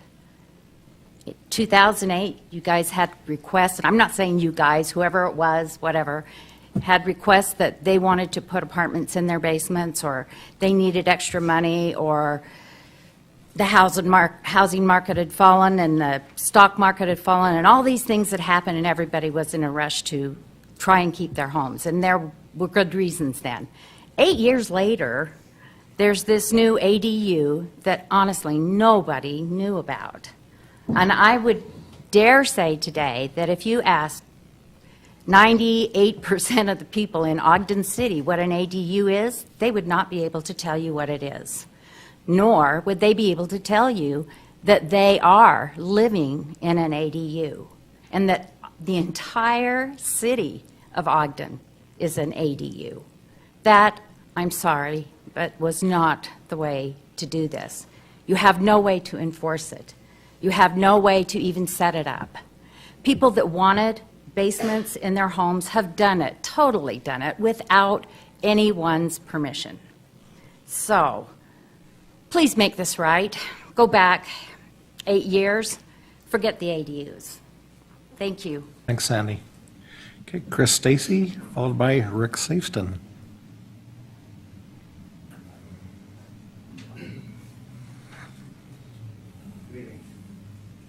I, like a lot of the other people here. Can you give us your name and address, please? Chris Stacy. Address? Address? 1518 Forest Green Drive. Thanks. So I, like a lot of the other people in this meeting, didn't know anything about this meeting until just recently. And so I wasn't able to participate in any of the earlier solicitations or discussions or anything like that. I did get the mailer in the mail, and so I decided to come on down here and just participate in it and make some comments. So some of the things I was able to jot down real quick is that, you know, with an increasingly harder job market and economic factors, people are looking for responsible ways to augment their income. We see things like Airbnb, home-based online businesses. I think,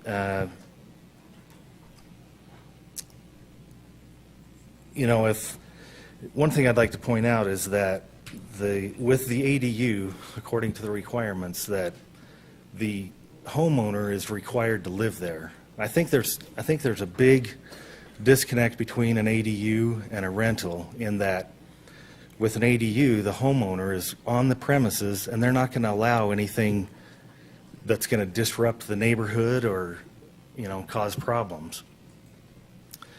Whereas, let's say a case where a homeowner, because of no fault of their own, a company laid them off or something, and they've been a homeowner, they've been a good, you know, part of the community, and now they're forced in a situation where they need to maybe temporarily augment their income or lose their house. So in one case, if somebody lost their house, then they would just be forced to rent it, and then it would cause the problems that we've heard, you know, from the other stories.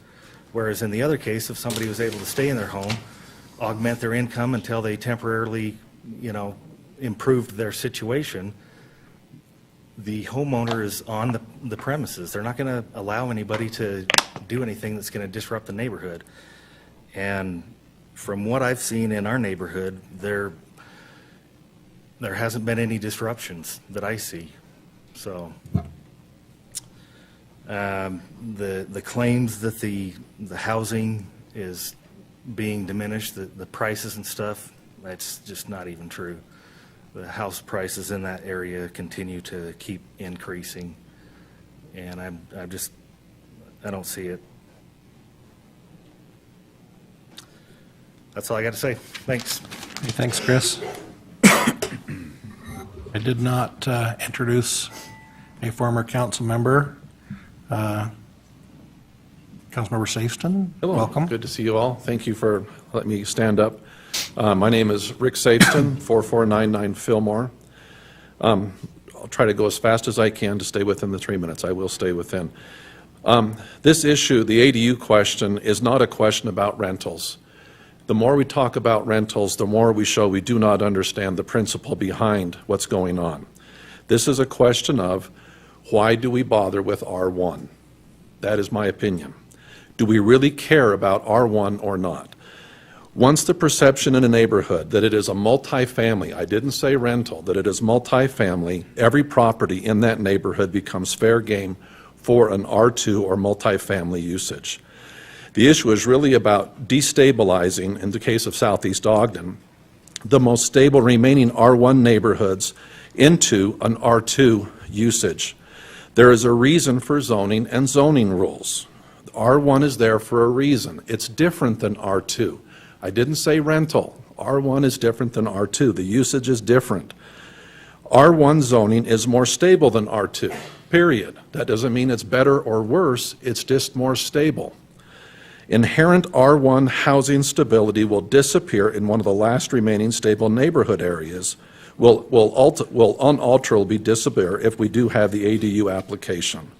Who would look at Ogden and then at the Southeast neighborhood and believe that destabilizing it is a good idea? Now, don't misunderstand me. Ogden needs all of the zoning characteristics. The commercial zones, the R1s, the R2s, the R10s, the C1s, they need all of that for a diverse and healthy city. But please, this is not the place to put R2. Do not insult our intelligence with all of the rules that supposedly distinguished ADU from plain old R2. Don't talk to me about rent or not rent, owner occupancy or not, relations or not, families or not, whatever.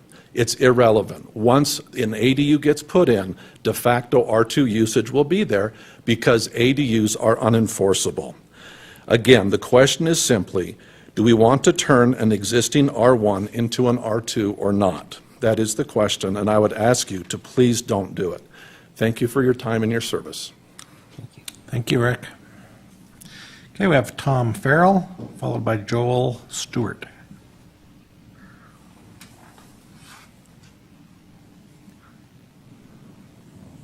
Good evening. My name's Tom Farrell. I'm at 1545 Pinecrest Drive. My wife spoke to the Planning Commission and she gave me her notes, but my wife and I moved here from Orlando about 2 years ago, May of 2016.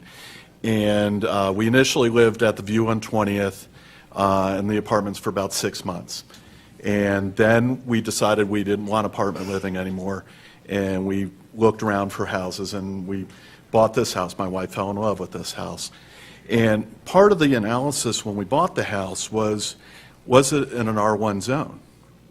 Because we've lived in multifamily or mixed-use developments before. I lived in a neighborhood called Baldwin Park in Orlando, which was built on the old Navy base in Orlando, excuse me.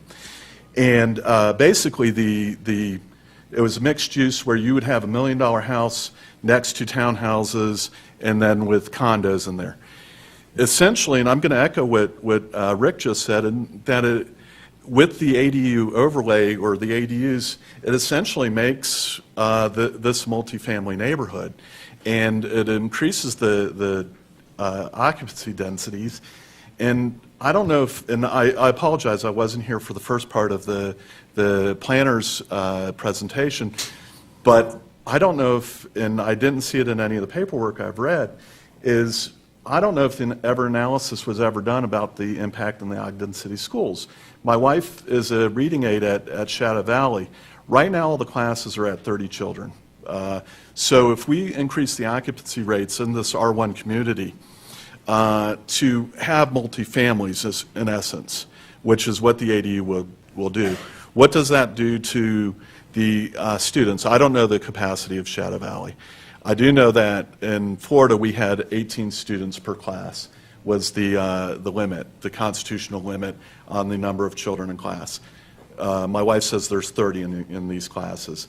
So where do we go with multifamilies? Do we run it up to 35 children a class? Does Shadow Valley have more room for more children in that school? I don't know. But those are questions that I don't think have been answered. I didn't see it in any of the documents I've read. I would echo some of the comments that have been made previously about the values. And again, I would go back to what Rick was saying. This isn't an R2 community, but essentially it does become an R2 community once you do have multiple occupancies per residence. And that's not what the majority of us signed up for when we bought in an R1 zoned area. So, and my time's almost up, and thank you very much. Thanks, Tom.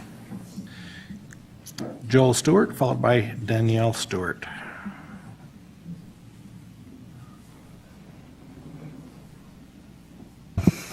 Hi, my name is Joel Stewart. I'm at 3980 Eccles. I just wanted to point out a couple things. I've heard a lot of arguments or discussions and points that I was already going to say, so I'm not going to cover those. I'm just going to point out a couple things.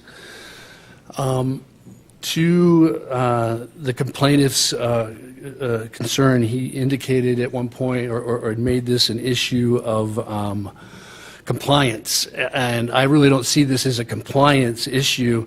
Compliance, in my mind, is where enforcement or whether somebody's complying with an existing law. I don't think we're here to talk about compliance. We're here to talk about changing of an ordinance, and changing that ordinance is going to affect a great many people, not just that small area of people that had concerns on the map.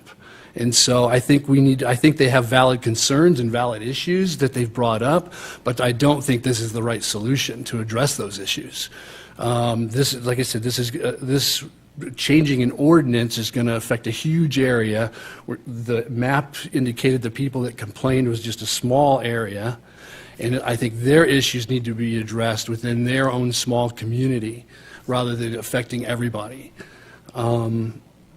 I think a lot of the issues also that they brought up weren't even valid to changing of this ordinance. I don't think changing this ordinance is going to solve a lot of the problems that have been discussed. For example, there's been a few people that have mentioned drug issues and drug problems, but those were primarily because of rental properties that aren't being properly maintained, not this ADU issue where as the other gentleman just mentioned, the owner is on the premises and is normally going to maintain the property much better and is also going to be much more strict as to who he allows to rent from him and his property. And he's going to maintain and control that situation.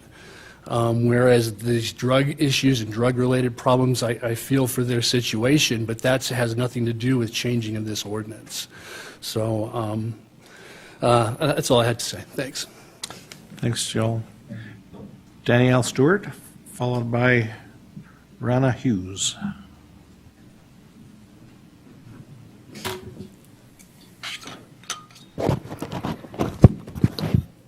Hello, I'm Danielle Stewart at 3980 Eccles Avenue.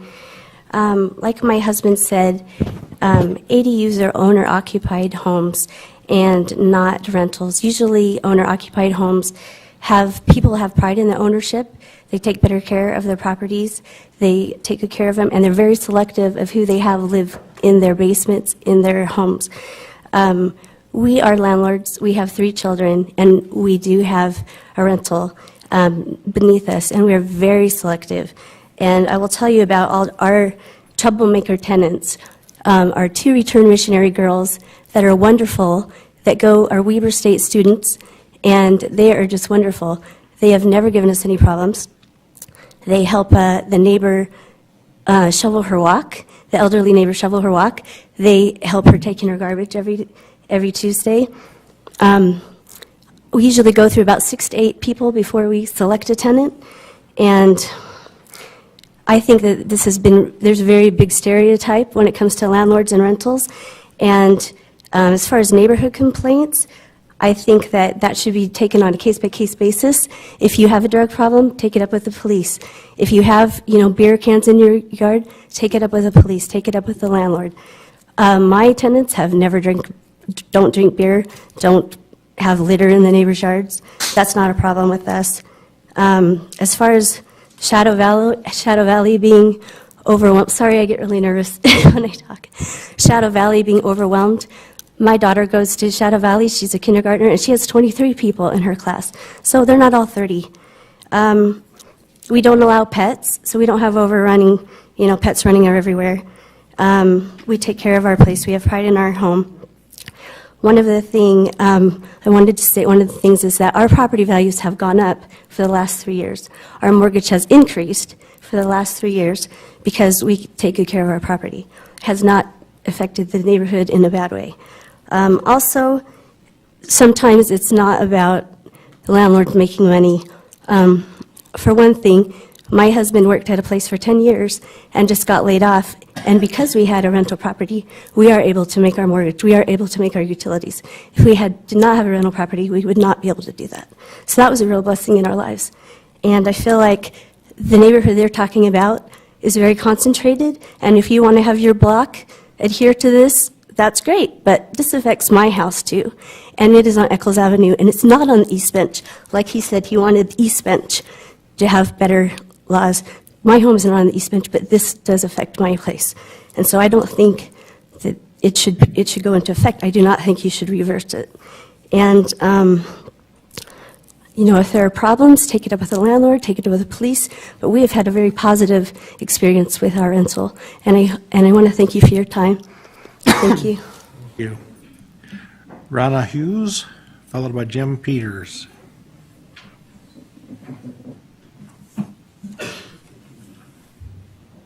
Hi, my name is Raina Hughes. I live at 1084 East, 4050 South. In case you don't know where that is, it is just north of McCady Hospital, and we are just south of the old McCady Hospital, which makes us west of Weber State. So we have lived there for 20 years. When we first moved in to our house, there was one AUD. We just called it a basement apartment back then. Now there are 14. As I'm sitting in here thinking about it, there are 14. 4 of them, once the owner that owned it moved out, turned into duplexes. These aren't necessarily bad things. It's just kind of interesting because whether you like it or not, AUDs are here. I did know about the changes. Several years back, we had people coming to the neighborhood and saying, hey, have you got somebody living in your basement? They're checking all the houses. I got the postcard in the mail. I responded to the survey that was sent out. I did know about those things. Most of the AUD owners that we have in our neighborhood, we love. We love the basement renters that they have. We have no problems with those people. The problems that we have are the full home renters that do not take care of their houses. They rent them to druggies. I live across the street from the druggie house. Kathy's my neighbor. Most of these AUD owners are young families with cute little kids renting to college students or single-family parents. They are just great people. Owner-occupied does make a difference.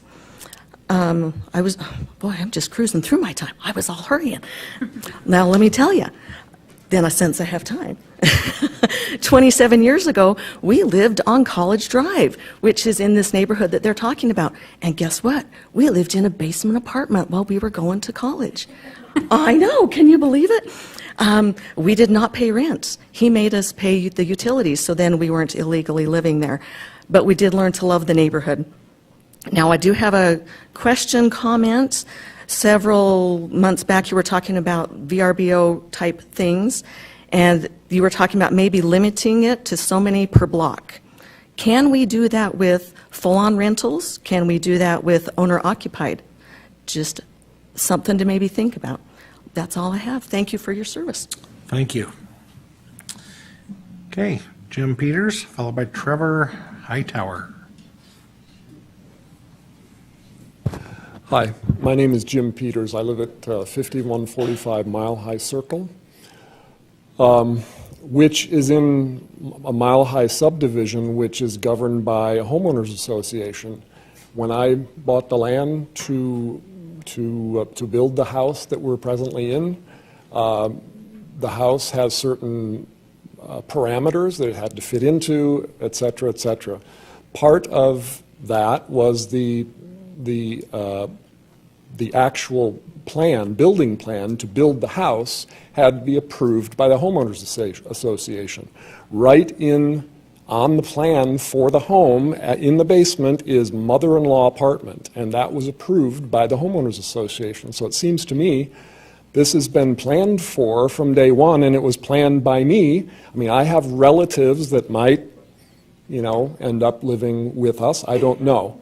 If I don't have relatives that end up living with us, I certainly would like the option, if it were possible, if I wanted to rent to my basement to someone. That is something that I've planned for from day one in getting into the house that we're in.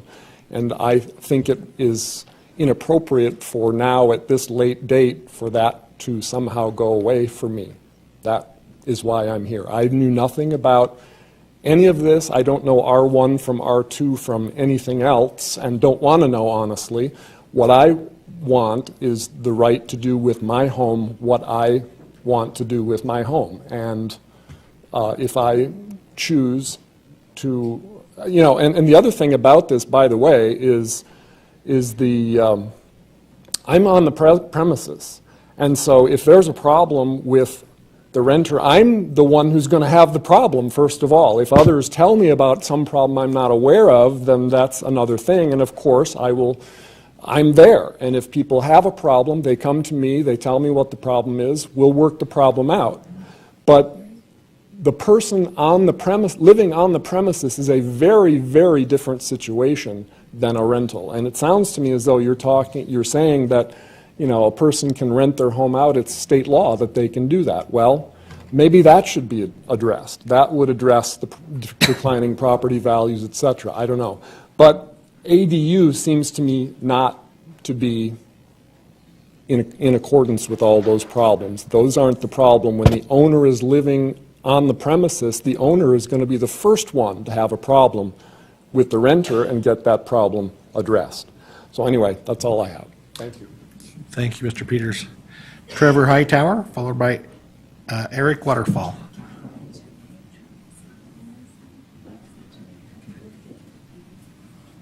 Good evening.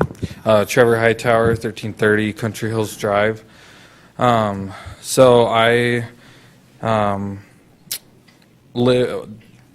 benefited from an ADU. Me and my wife, when we got married, we were able to live in the basement apartment of the home that we now own. And we were able to move upstairs, and now we do rent our basement to college kids, and who are 3 athletes that are phenomenal. And I would like to echo and tell you about my horrible renters that I have, and that they are an awesome help to me and my wife in working at the hospital and going to work at 4:30 in the morning on snowy days. They get out and help my wife, who stays at home and takes care of an 18-month-old. And they help shovel my walks and shovel my neighbors' walks, and they are very respectful and help even watch our little girls so we can go and on a date once in a while, which doesn't happen with new parents very often. And so, they sound like real horrible people that are making a menace of our neighborhood, and it's saddened to think that that's what's thought of these people. I echo what's already been said too, that I am on the premises as the owner of the home, and I take great pride in knowing who is living in my basement. And because of our 18-month-old, I like to think that or know who's living there and that I can trust them, and when I'm not there or whatnot, that the house is going to be safe and well taken care of. And they do a great job, and versus a whole home rental that that I think we've already heard from of that could be considered drug homes or whatnot, that there's less control there versus me living in the home and knowing who's living in my basement and taking pride in that and really picking and choosing. And those girls really help us out and are awesome.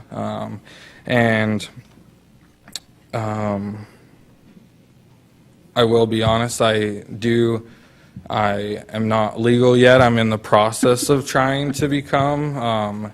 And I will hurry and echo that since living in the home, I've put almost $15,000 back into the home, remodeling a kitchen and redoing landscaping and really trying to make my home a beautiful place. And that has no reflection of the renters that I have living of them.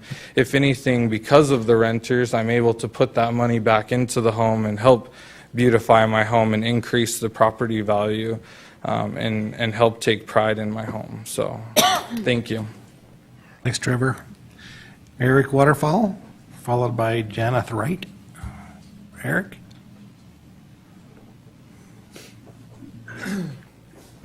Eric Waterfall, 4453 Fillmore Avenue. I'm in the Forest Green neighborhood. A bunch of folks here that I appreciate. So there are many things that are being debated tonight. However, the petition only concerns one issue, and that's the prohibition of ADUs. 2018 marks my 10th year in the Forest Green neighborhood, and these 10 years have been great. We've lived in a very welcoming neighborhood that's becoming increasingly diverse and supportive of ADUs. I am the product of an ADU in Forest Green. Our positive experience in the neighborhood as a young, newly married couple has persuaded us to want to stay and purchase home, as well as several other residents in our Forest Green neighborhood. The result of this situation is a stable, valuable neighborhood. We are the literal embodiment of the start in Ogden, stay in Ogden mantra, which I've heard several times from the city. My question is, if in 2008, 10 years ago, when this ADU overlay was set forth, where has been the flood of ADUs that everybody's so terrified of? It hasn't happened. There are several, I know of 4 active ADUs in our neighborhood, and I know of ADUs that have been active in the Forest Green neighborhood since it started in the late 1960s. In October of last year, the mood in the neighborhood changed, however. The once welcoming atmosphere has diminished, and sides have been forced to be taken. The petitioning minority have stirred up confusion for the rest of us. The views of the petitioners do not represent the majority of those of us in the neighborhood. When the outcome of this petition is understood, compared with what was originally sold to supporters, frustration will result. Problems with entire homes being rented by several college students and duplexes cited again and again in the pitch to ban ADUs. Those issues are real problems and should be dealt with. This petition, however, will do nothing to help that. When this distinction is understood, support for the petition will fade. I've had several people listed as supporters on the petition come to me unsolicited and upset that what they were sold will not be the result if the petition is passed. I'd seriously question the validity of the listed supporters and whether they truly understand what they have signed up for. In previous planning meetings, the petitioners cited several times the absence of research regarding the impact that ADUs have on a community. A simple Google search netted thousands of major research projects, city and state reports, past legislations, and peer-reviewed research publications, all supporting the active use and expansion of ADU programs. The claim by the petitioners that there isn't research to support their claims is true. There is no academic, legislative, or community support for an outright ban on ADUs. I want nothing more than to provide a safe, stable, secure neighborhood and home for my wife and 3 young daughters. This petition won't do anything to help with that.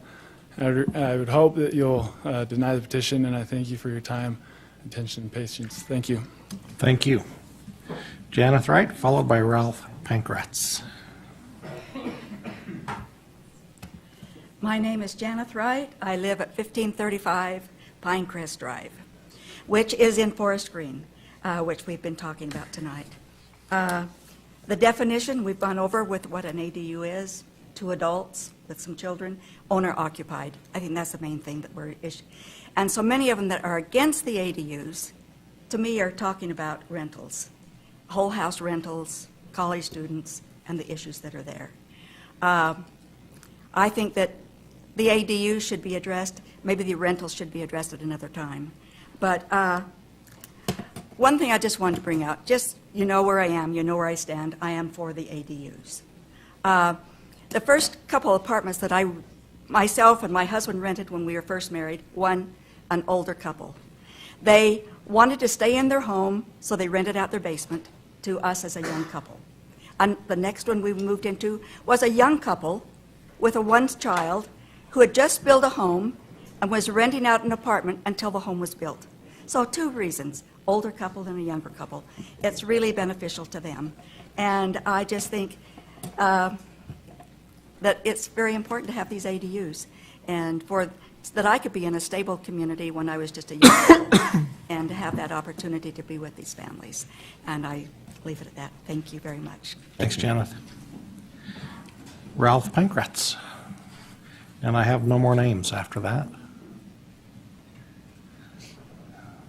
Hi. Obviously, this is an issue that I don't envy you at all, the decision that you're going to have to make. A lot of the things that we have talked about have not included compassion. And one of the things that I have been thinking about is a scenario that I'd just like for you to consider. You have 2 couples that live in the same area. Heaven forbid, the male dies, leaving the widow. The male dies, leaving the widow. And the widows know each other, they love each other, the 2 couples, best friends, and one of them says, I've got this basement apartment and I would love to have some company.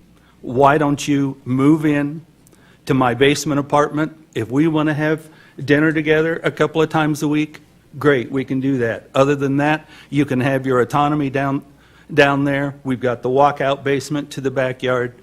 And I would hate to see scenarios or situations or laws put into place where people that need the latitude to stay in their homes, they no longer can because of this. I can see that these elderly ladies could live another 10 years together without having to go to a nursing home. Maybe you have a widow and she has the empty basement apartment and she rents to another nurse, or to a nurse, and the nurse can help her take her medications. And all of these things allow her to stay in her home, to stay away from a nursing home. There's real validity there. So as you make your decision, think of the compassion for your decision. Thank you. Thank you. We do have a couple more names that have come.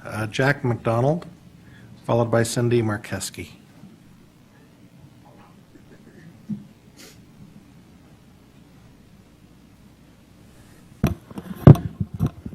My name is Jack McDonald, and I live at 1061 Edgewood Drive. And my neighbors have told me, and in discussions, hey, there's no point in coming to the city council because they've got their mind made up. So why come to the meeting? And I don't believe that. I believe you have an open mind, and that, in fact, you have an open mind enough to take a really look at this, the overlay in the southeast section. Obviously, there have been exceptions to the overlay, but when it comes right down to it, I don't see any criteria other than maybe gut feel that it didn't need its to have the overlay in that particular area. That's all I heard in this whole discussion. And so I'm asking you that if in fact there is a gut feel for no need, that you in fact have, there is no need in south in the southeast section of Ogden, that R1 should be retained. The fact of the matter is, when you add ADU to it, it makes it a duplex R2. No question about it. It's hard and fast. So I would ask you to take a really look as to what the criteria really is for exempting, and that, in fact, the southeast section meets that criteria. Thank you. Thank you. Cindy Markeski, there are some of you that have come in since the sheet was floating around. Yeah, fear not. We're going to hear from everybody. Don't stress. We will make sure that we hear from all of you. Hi, Cindy Markeski, 4517 Fillmore. Thank you so much for considering both sides. And we love all of our neighbors and we respect all of their opinions. I think the heart of the matter is the proximity to Weber State and looking long-term at the viability of the neighborhoods around Weber State. Weber State is a jewel in our community, and so are the neighborhoods around Weber State. You can look at other universities and see what happens if the areas around a university aren't carefully monitored. And that's what we're really about here, and feel like that is what your responsibility is to look at what you want to have happen to this southeast section of the city that is so close to the university. A beautiful neighborhood next to a university complements the university. If we allow a neighborhood to become congested, I think there's a slippery slope that hasn't been maybe emphasized enough here tonight, and that is that ADUs are a slippery slope towards homes becoming full rentals. And the reason I say that is because families who want a single-family neighborhood will start moving out when there becomes too many ADUs. They don't want to raise their children by a lot of people moving in and out that they don't know, and so they begin to move out. When they move out, then that home often ends up becoming a full rental, especially near the university. So that's one of our main concerns. We would just respectfully ask that you recognize that the greatest asset that the city has is the voice of residents who care about the long-term viability of our R1 neighborhoods, and we'd like to keep that option open. A lot of times there are businessmen who are relocating to Ogden, and Ogden works hard to strengthen the economy. And the first thing a potential businessman is looking for is if this is where they'd like to bring their family, if this is where they'd like to live. And most of them are looking for stable single-family residence neighborhoods, and they're not going to buy in neighborhoods that are cut up with basement apartment rentals. So we hope that the bottom line is that you'll look long-term at these wonderful neighborhoods around the university and what you'd like to see them be. They could end up being university slums, and that's what we're trying to avoid. Thank you. Thank you. We have Cindy Lindquist, followed by Val Lofgren.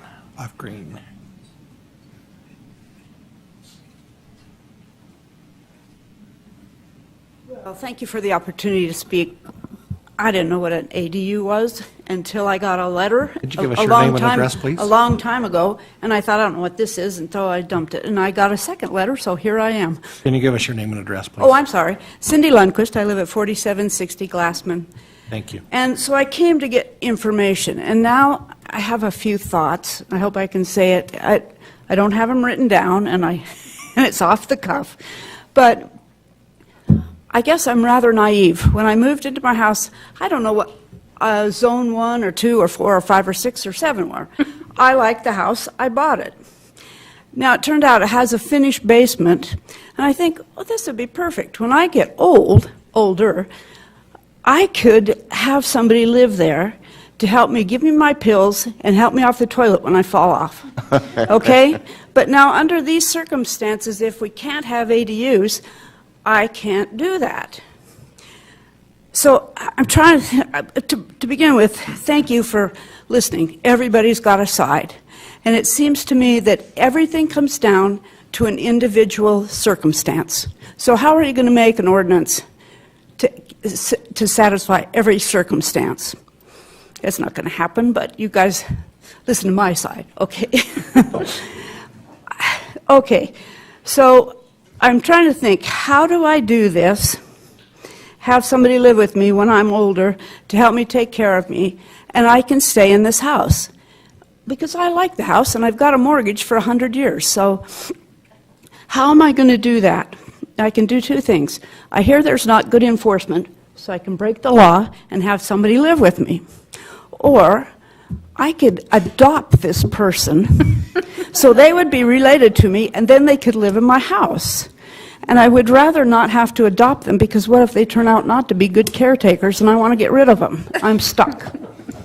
So I think ADUs make good sense for my circumstance. I know it doesn't make good information for somebody else's circumstance, so I don't know how you're going to come to that decision. But I think that I bought the house. I'd like to do what I want with it. I'll take good care of it, and I'll have somebody good to live there, not somebody I adopt and don't like. So, and thank you very much for what you have to come up with, because I think this is who knew this was a big decision? And I appreciate how government works now better. Thank you. Thanks, Cindy. You've really lightened the mood. Val Lofgren is next.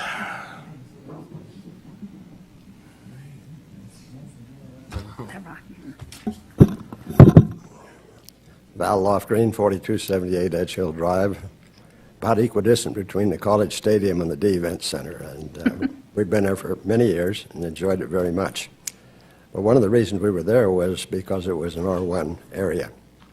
A couple of doors away from me, Dad bought a home for his son, who was a student at Weber State, who promptly invited his friends who were members of the soccer team. And Dad had put in a wonderful sprinkling system, the whole 9 yards. But the boys found if they watered the lawn, they had to mow the lawn.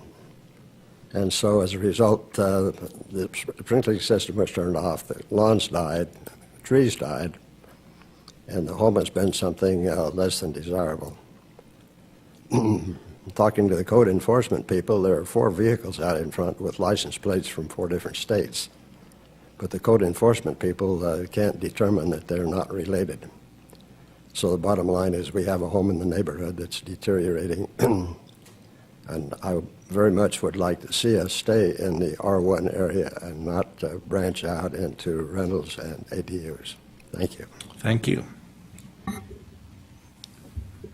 That is the last of my names. Is there anyone else that has not spoken yet that would like to address the council? Chair? Yeah, we have, why don't the two of you kind of come up, and you don't need to put your name down. You're okay.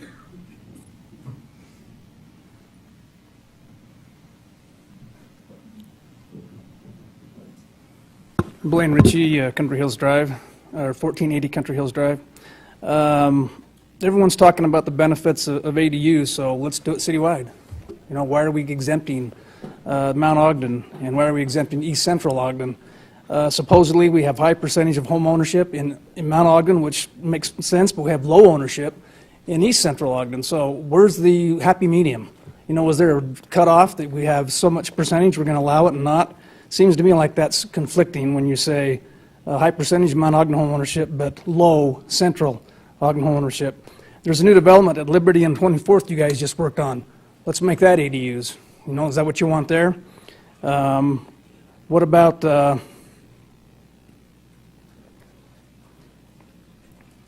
one more thought here if I can find it.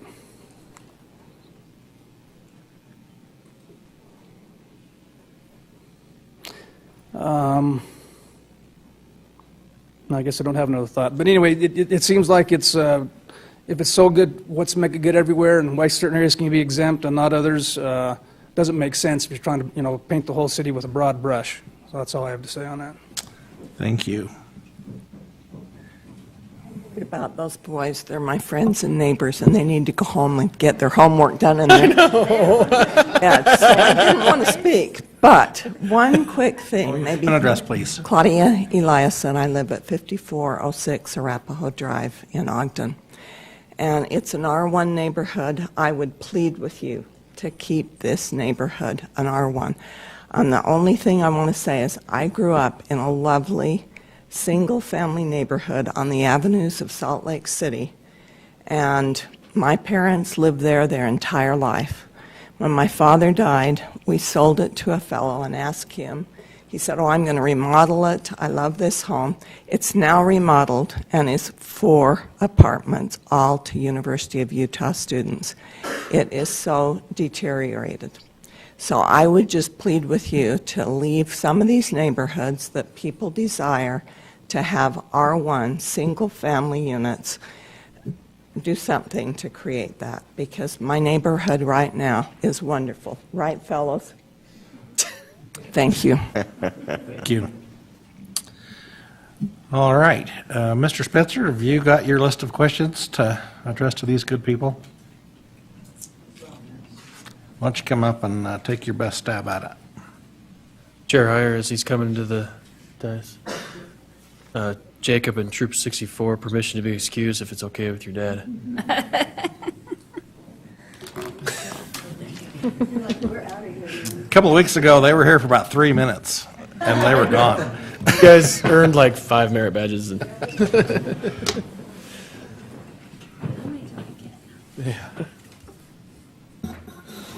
Okay. I'm going to go over some of the things I thought maybe were important.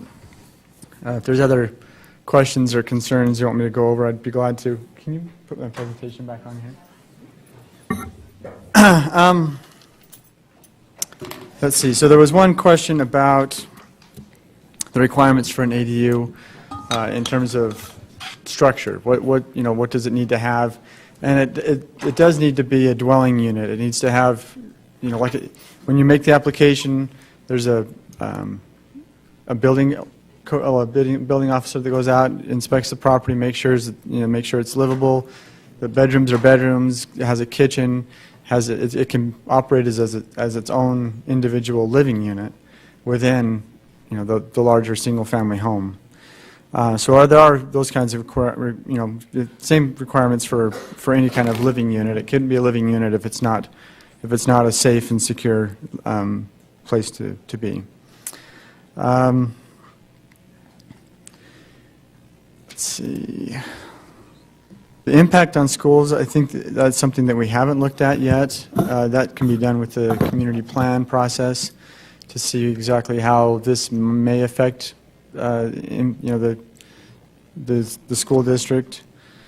There was a question about, for this last lady that got up, Ms. Claudia, when she talked about her home being cut up into several pieces, that's something, I went to Utah State, and there was several homes in Logan that there were beautiful homes, same thing though. There was one house and there was like 20 apartments, and so in Ogden, there is an ordinance specific to not allowing single-family homes to be cut up into apartments.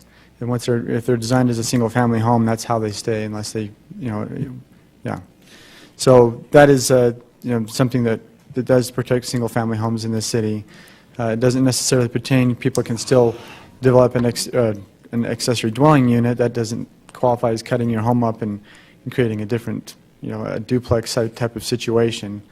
But it is largely owner-occupied. And what can be done about that? Sorry? What can be done about that? If people cut them up, so then it goes into code enforcement, and if they don't have building permits to do that, and if they've violated the ordinance, then they'll have to go through a legal process to correct the problem. Is that? Are there any questions that you might have? We do have one, but it doesn't go to you necessarily. It's come to my attention that we need a 10-minute break.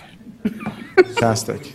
largely been sitting for 4.5 hours, The so question is, can we? can you just hang on for a second? We will be back. We want to focus. We just can't do it right now. We're going to take, we're going to be back at 8:33. Be done. Thank you so much for the opportunity to take a little break. I guess we left off in the middle of Mr. Spencer. If we could have you come back and continue. I'm not sure if there's anything left, but did you have any other questions that you had answers for us? Let me go through here.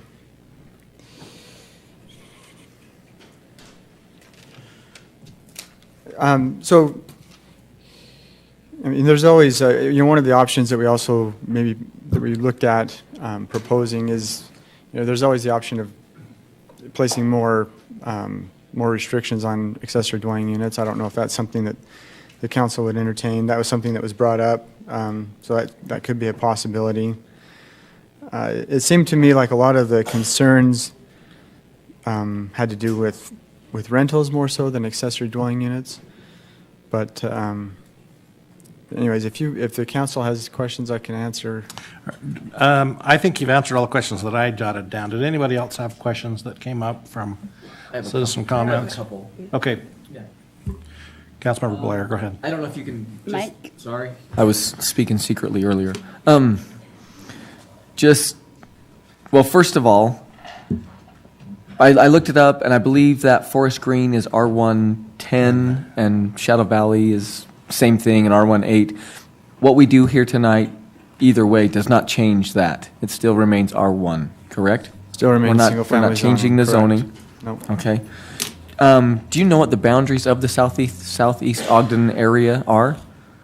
Yeah, they're roughly 30, so everything south of 36, there's a little portion.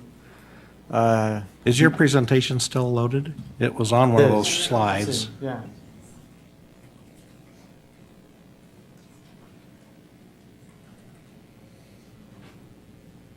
I know that's to the end of the city. He's looking at the west side. What's the street on the west side? Yes, sir. The public hearing is So let's see, you've got Harrison that kind of goes down the side of it. I'm not sure exactly. It goes all the way to the eastern boundary. So below 36, from the western boundary to the eastern boundary, excluding a little portion. Okay, it does go to the western. My only concern was the west. That's what I wondered. Yeah, the only portion is this little section here that is not included. So that 36 runs up here. There's this, just below that is not included in the. And then. That's the part of Mount Ogden, though. ADUs were adopted in 2008. Is that correct? Yeah, the overlay was adopted in 2008. It was implemented into the Southeast Ogden Plan in 2009. And then it was officially adopted citywide in 2016, beginning of 2016.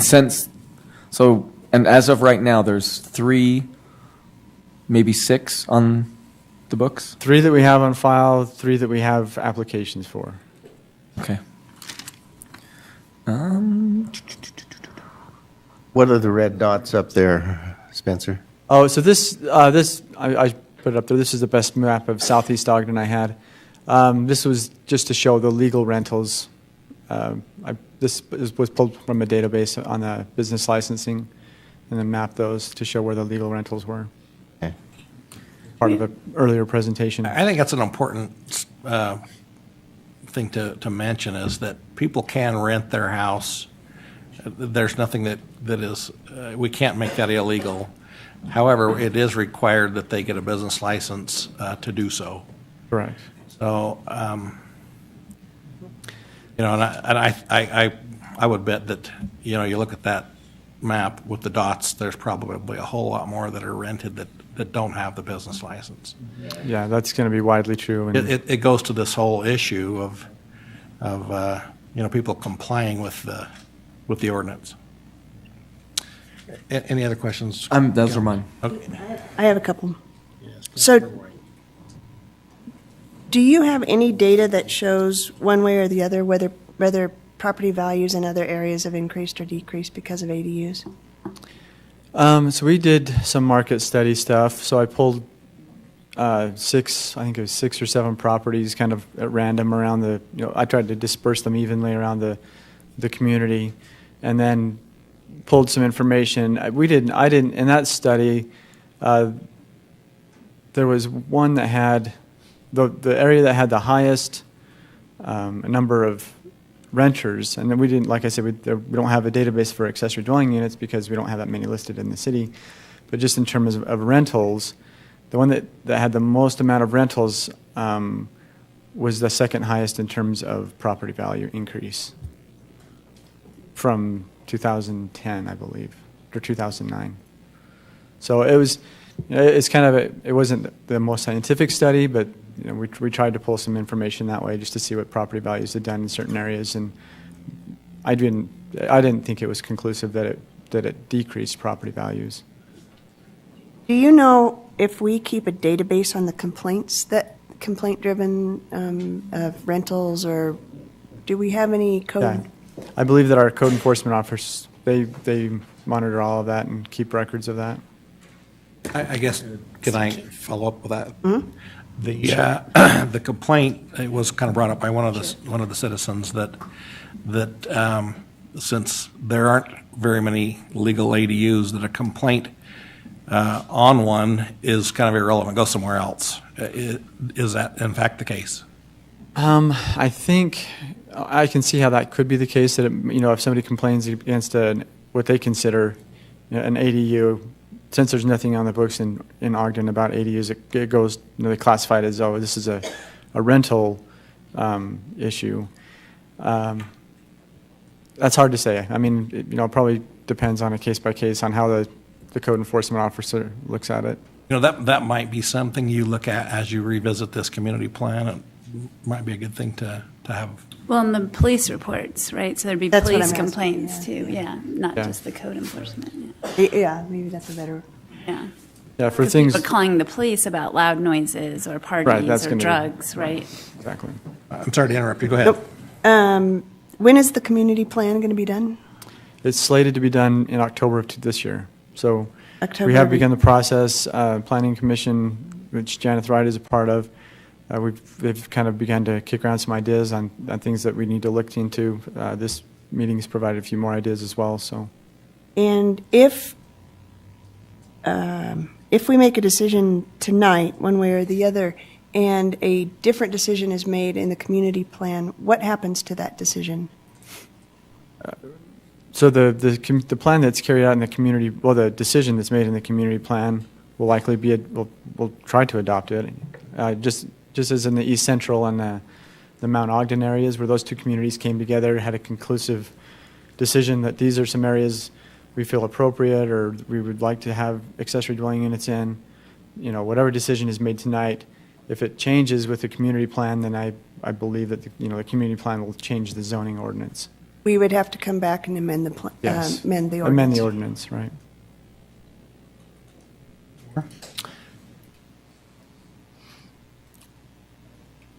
Nope, I think we got everything answered. I have a clarification. As I reviewed the Planning Commission recommendation, the approval, can you, the first ordinance there of redundancy, can you explain that a little bit that we're considering? Sure. So the first issue of redundancy, so like I said, in Chapter 35 of the zoning ordinance, Title 15, it speaks specifically to the East Central neighborhood. And then in that ordinance that's talking about the East Central neighborhood, there's a clause that calls out the Mount Ogden, but that same clause is already included in a different part of the ordinance that pertains to the Mount Ogden ordinance, so it doesn't need to be in those two places. Okay. So this would just remove that Mount Ogden mention from the East Central zoning. So we're just cleaning up the Yeah. issue on that. And then the other one is the denial of excluding ADUs in the South Ogden area is the second. Okay. And can you give me the reasons why the two commissioners voted against it? Sure. The two commissioners that voted against it, they felt like that this maybe should be, the accessory dwelling unit should be a more specific type of use. They felt like it was being, in their words, it was being painted, the brush stroke was too thick. They should be more selective on where accessory dwelling units are applied.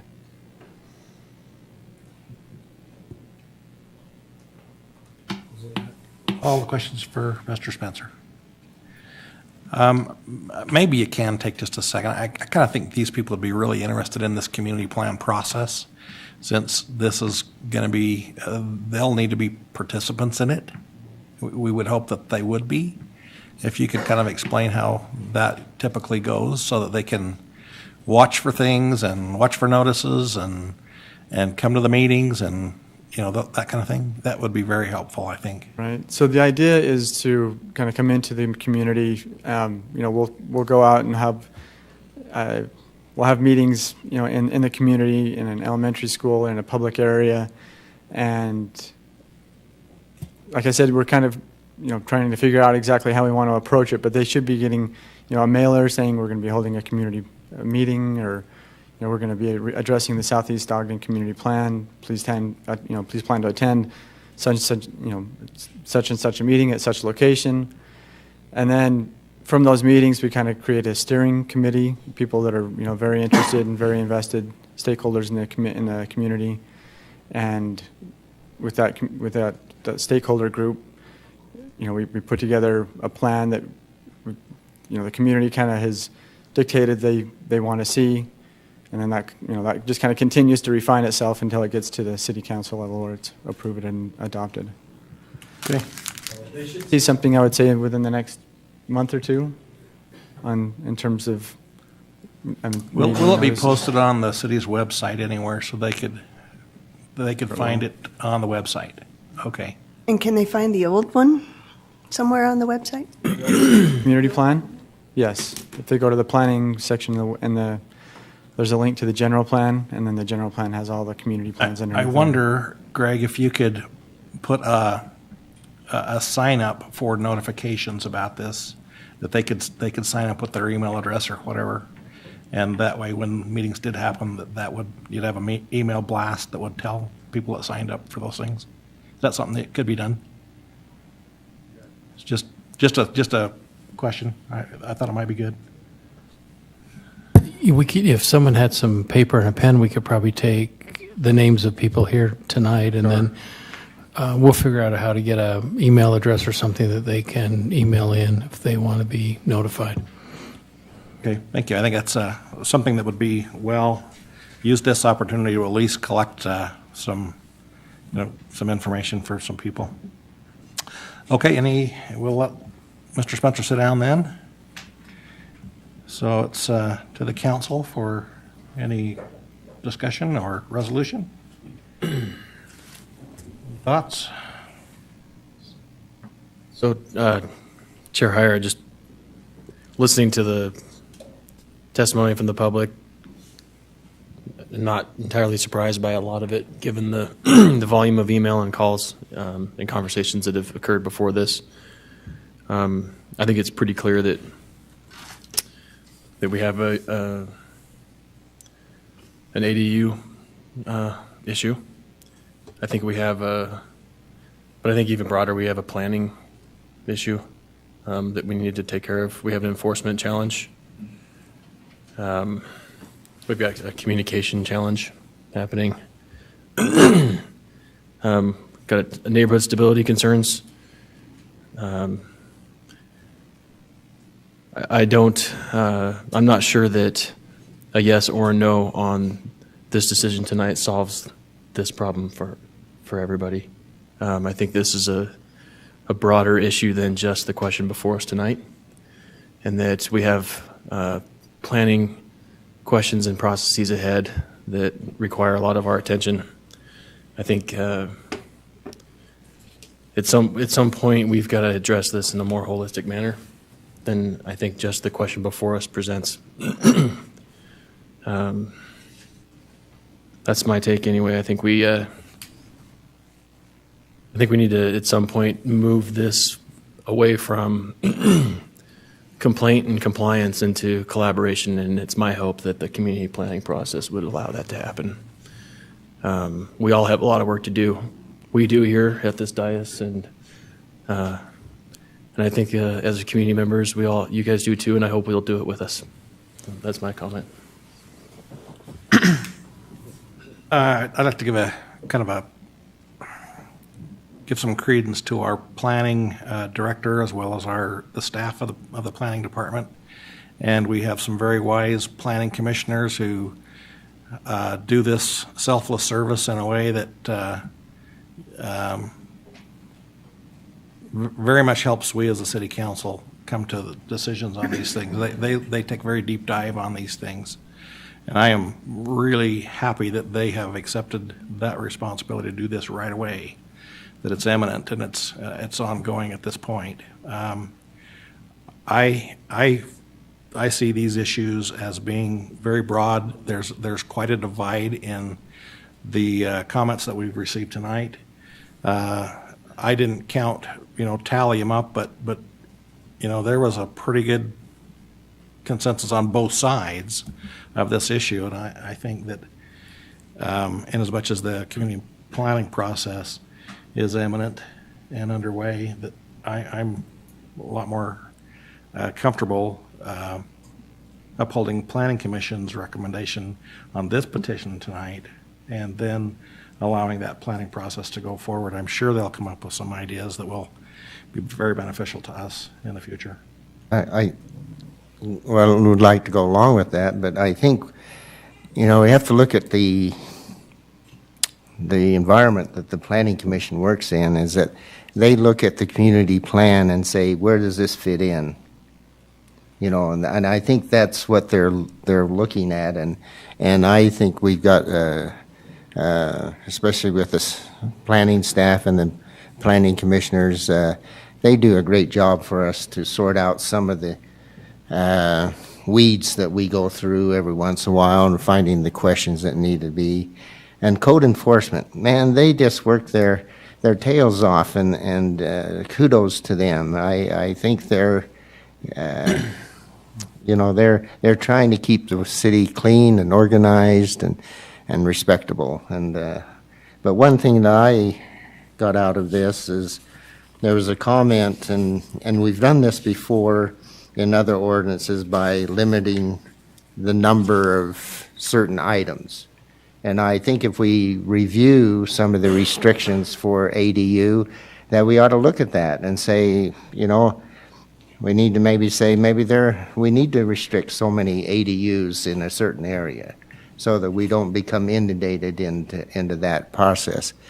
Sometimes it becomes confusing because ADU and rentals have a gray line there, but they're both different. ADUs is completely a different situation than rentals, and sometimes we get some problems with rentals, and that's some of the situations that were pointed out this evening. But I commend the citizens of coming out and voicing their concerns.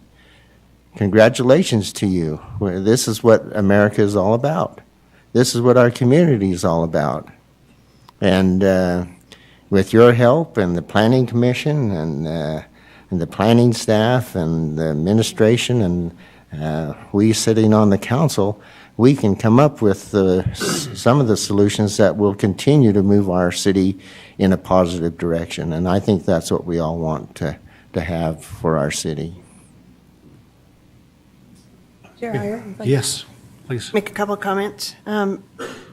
First, I want to say hats off to the Markeskis. They,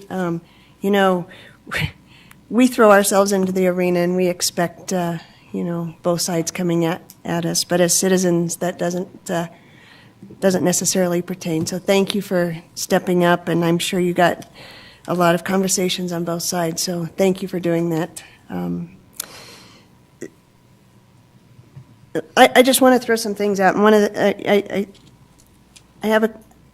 it helps me to know that that we can revisit maybe this area or visit this area during the community plan, and if there's an issue with the ADU ordinance, that we can revisit that in October, it sounds like. I think we're forgetting a major piece in this puzzle, and that is the student housing project plan. And I feel like almost that we're operating kind of in the blind with growth and with student housing and what to do. And the last thing I want to say is that I agree with Councilman Stevens in that maybe we need to look at that ordinance again to see if, one, if it's even enforceable, and two, can we make it an easier enforcement if need be, and three, is it too wide or too, do we need to lessen the scope, I guess. So I would say that we really have some, we can't let this lie. There's some things that we need to do as a council to make sure that we are doing it right for everyone. Thank you. I have just a couple questions. Yes. I'm, the newer council member here, and then this is sort of speaking to several things that you all are talking about or that we've talked about in other situations, and it's sort of like, why don't people comply with the ordinance? I live in East Central. I can tell you there's plenty of ADUs in East Central, right? They're not allowed, right? We just talked about that. So we spend a lot of time and energy helping to craft these ordinances, and then we just need to think about that. So is it because people are uninformed, like many people are saying that are here? Is it because they just don't care, as somebody else was saying, about the rental?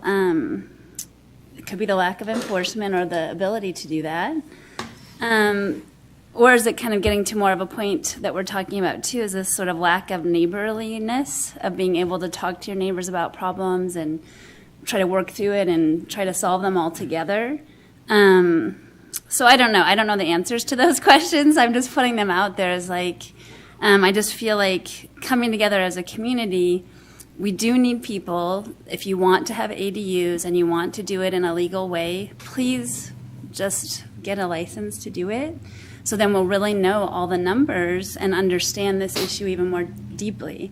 If they're not following the ordinance, then how can we possibly put it out there as, that we can support it if people don't follow it? Or if you're not following it, then come to us and tell us why. So that's just my piece. Thank you. Chair Heyer, I just have a few things. Yes. Just some things that I've jotted down that are on my mind. And before I begin, I too would just like to thank the Marqueskis for attacking this issue, and other issues that are coming down. I don't think that anyone would question their love for their neighborhood or for their neighbors, and I appreciate all that they do for the area which they live and which benefits me because I live near them. So I appreciate the passion that they have and their willingness to take on this issue. But with that being said, when I first started writing things down, I agree with Council Member White about the Weber State Housing Plan. I believe through this process, we've determined that that needs to be addressed, and I think that's in the works. And I also believe that maybe for this thing or this what we're looking at tonight, I'm not sure if eliminating them in the entire area is maybe too big and too broad. And I would support maybe looking at focusing on College Heights and the Forest Green areas and seeing what we can do with those. I can tell you, I've lived in my house, I think 10 years, maybe 12 years, and a lot's changed in 12 years. I live probably as close to the college or closer to the college than anyone in here. And a house, just as an example, a home came up for sale on College Drive, if any of you are looking. And I begged some friends. I begged 3 or 4 friends to buy that home because I knew what would happen.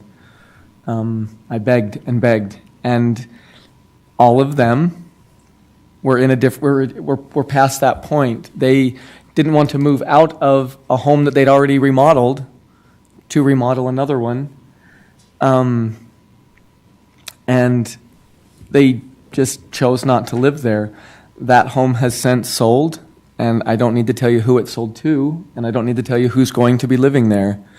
But they will all be wearing purple, and they will all have W's on their letterman's jackets, and they will all have pizza boxes in their living or in their driveway. So it is a problem. We have some renters that live on our street also that are wonderful people, college athletes. They play football. They drove by our street one day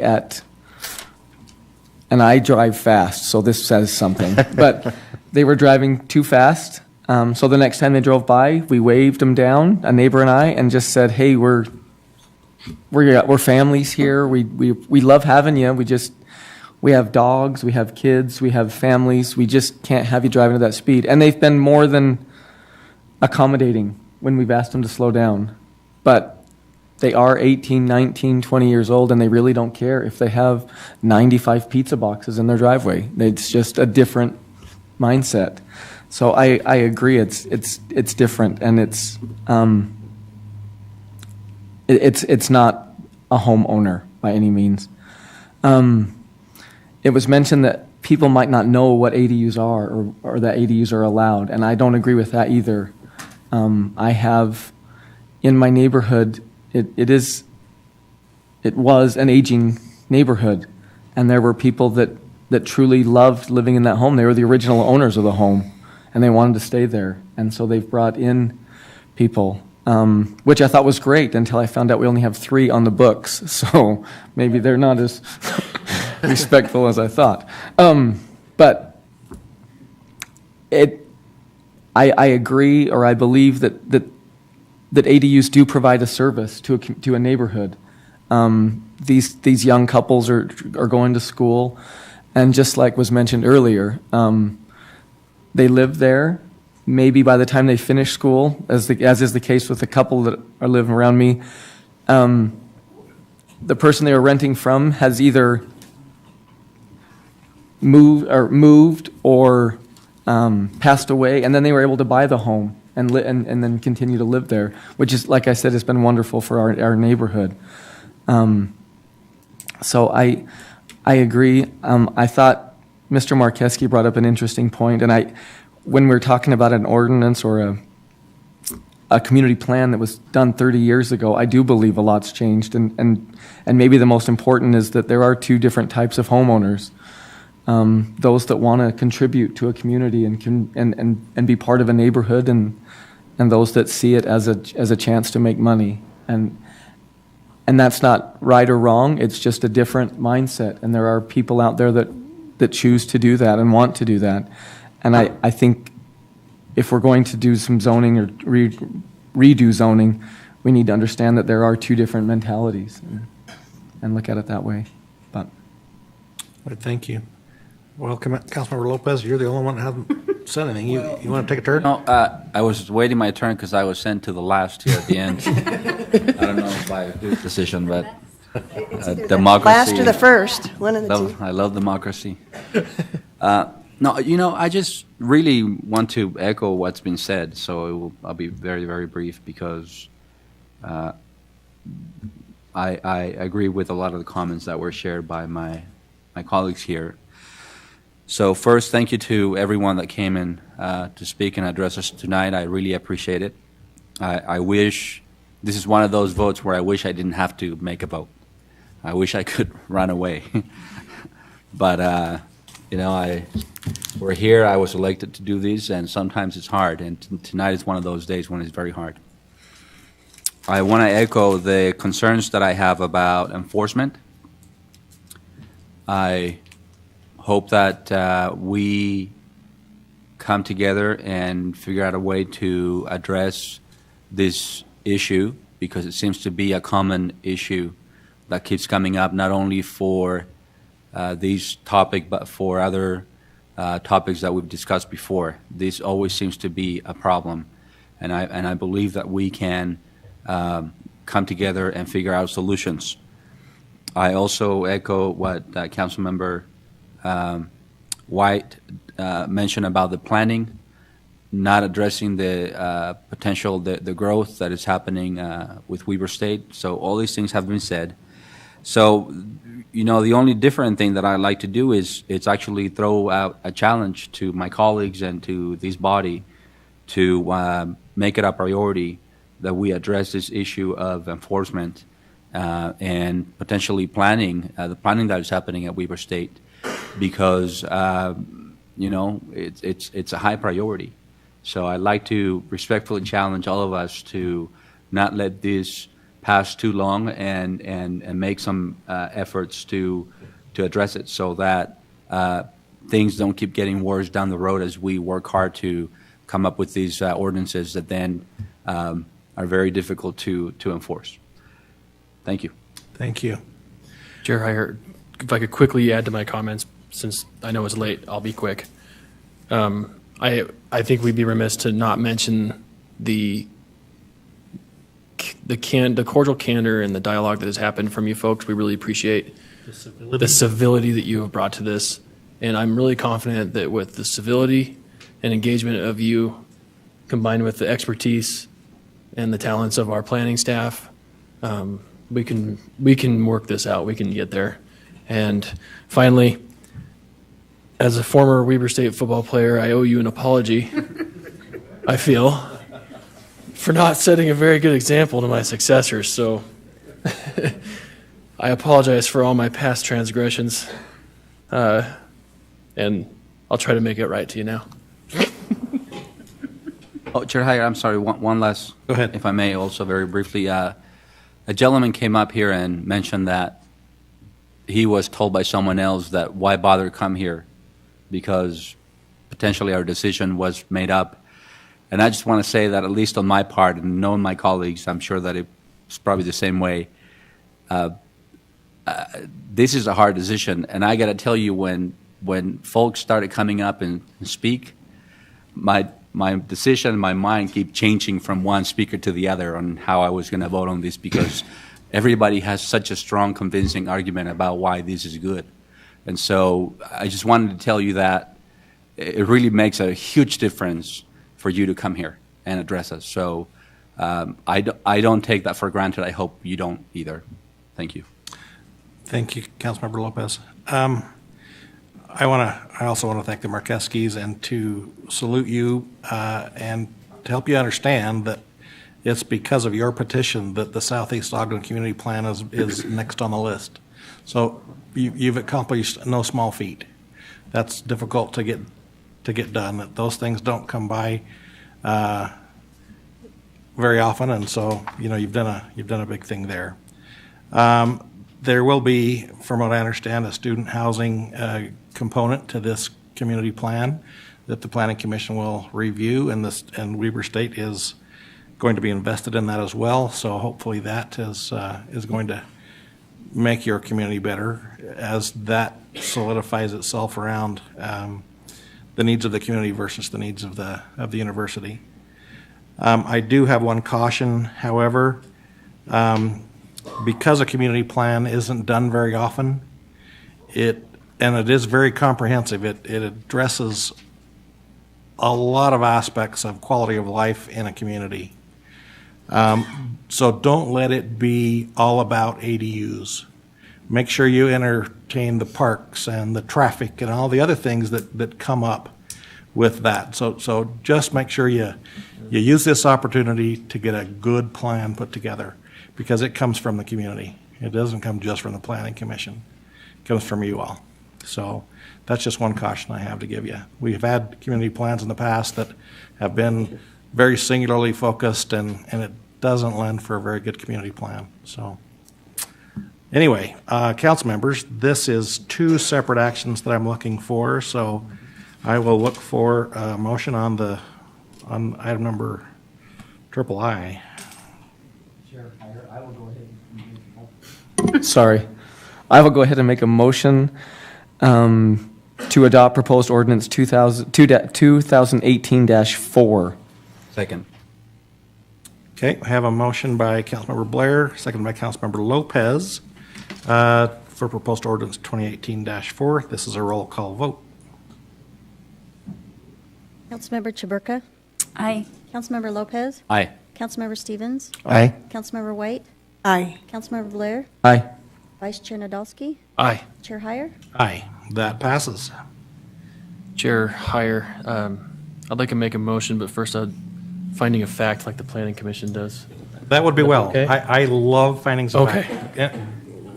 Go ahead. I make this motion not because I don't believe that the petition lacks merit. I think it has lots of merit. I think that, as I've mentioned in my comments, that this petition addresses a part of the issues that we're facing here, and so this motion is not my intent to deny the merit of what has been done and what has been spoke of tonight, but in fact to honor the work that's been done here tonight and to give this community and this neighborhood a real opportunity to work together, to work with us as a city, to come up with a plan that works for you and works for you for a long, long time. So Chair Heyer, with those comments, I make a motion that we uphold the Planning Commission's recommendation to deny the petition. We have a motion by Vice Chair Nadolski, seconded by Councilmember Choberka, to uphold the Planning Commission's recommendation. Chair Heyer, can I just make sure that I understand that? Sure. If the community plan does decide not to include ADUs, that they can come back to change that amendment, correct? I believe so. I believe that they can come back and petition at a later date. Or for whatever it's worth, couldn't we make that change ourselves, city council, without? That is something that is, we do have the last say on what's adopted, and it's not uncommon that minor tweaks are made in a community plan before it's adopted, so by the city council. Don't they present the community plan to us, Chair? They will. Mhm. Okay. Okay. Right, thank you. So we do have a motion and a second. Did everybody understand the motion before we go forward? Okay, this is a roll call vote. Councilmember Lopez? Aye. Councilmember Stevens? No. Councilmember White? Aye. Councilmember Blair? Aye. Councilmember Chaburka? Aye. Vice Chair Nadolski? Aye. Chair Heyer? Aye. That passes 6-1. Councilmember Stevens, would you like to define your no vote for us? If you don't have to, but we'd love to have you if you'd like to. Well, it's been an enlightening evening, but I have three elements that has that. First of all, I respect the ADU. I think that has some restrictions built in that is very valuable to the community. The restrictions is probably keeps it very strong, and there's a difference between that and rental. Rental is not as restrictive as what an ADU. So there is a difference between that, and it's very comforting to have a homeowner on the premises there. I also looked at community plan. If the community plan is coming forward, maybe that plan will do some adjustments, and I realize that we have the opportunity to go in and make amendments where amendments need to be. Stability in the neighborhood is very strong for me. But there was mentioned tonight zoning. There's a reason for zoning, and I appreciated that comment. That the area that we're looking at is zoned R1, and there's a purpose for R1. And so that was another deciding factor that I needed to realize, is that zoning was very important in this decision and going forward. But the most important thing and that was after you add up all the pluses and negatives, is enforcement. I just felt like the code enforcement would have a difficult time enforcing this ordinance. And that's why I did it.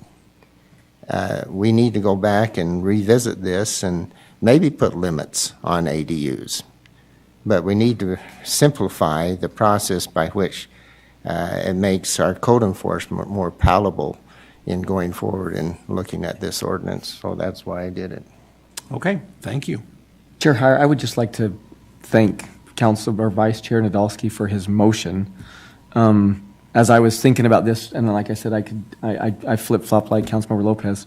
I wasn't sure. Let me rephrase that. I felt no matter which way I went, there was tweaks that needed to be made, and I feel more comfortable letting the Planning Commission look at that and address those than us doing it up here on the fly, and that's why I'm glad that Councilmember or Vice Chair Nadolski addressed it that way. That this is not a knock or that this petition lacked merit. It's just that I think it will be better addressed through the Planning Commission process and the community plan process, and I feel like that's a better. So, thank you. Thank you. Okay, that settles that one. You are certainly welcome to stay. We have another 30 minutes worth of meetings to have. If you do choose to leave, please do so quietly. The next item on our agenda is new business, Police Department staffing study. And Amy Sue will be taking care of that one.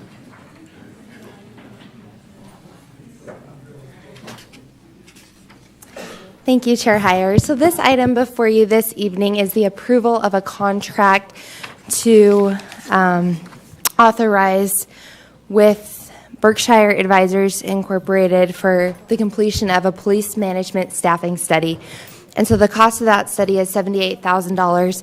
I just wanted to give a little bit of the history with that. So in 2016, as part of the budget process, the council chose to approve a property tax increase as part of that to provide for police officer salary increases. And so this is actually a staffing study, and per that decision to be able to evaluate the retention and recruitment efforts of our police, and also to look at the numbers of staffing that we have and how that works. Any questions? Any questions for Ms. Mabee? Where's that funding coming from? So we have some funding in the council's budget for professional and technical services. Any other questions? Okay, thank you. Appreciate that. Thank you, Amy. All right, any discussion, or I'll entertain a motion? There will be a chance. Oh, that public comment is Next. a couple of, yeah, we will have some public comment. There will be another chance for public comment just after this vote. Yep. So just, Chair Heyer, if I could, this is an important study for us. It started a couple of years ago when we had to do the increase in property taxes.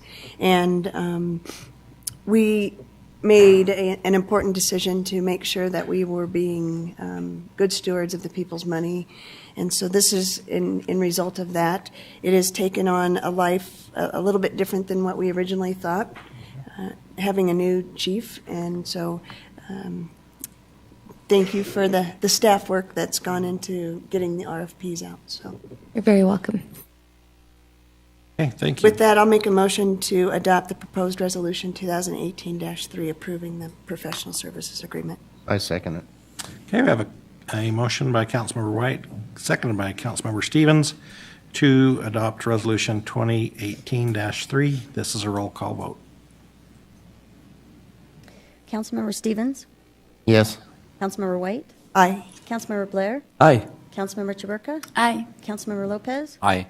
Vice Chair Nadolski? Aye. Chair Heyer? Aye. That passes. Next is public comments, and this is an opportunity to address the council regarding concerns or ideas on any topic. Please come to the front, give us your name and address, and limit your comments to 3 minutes, please. Well, police thing's a very important issue to me.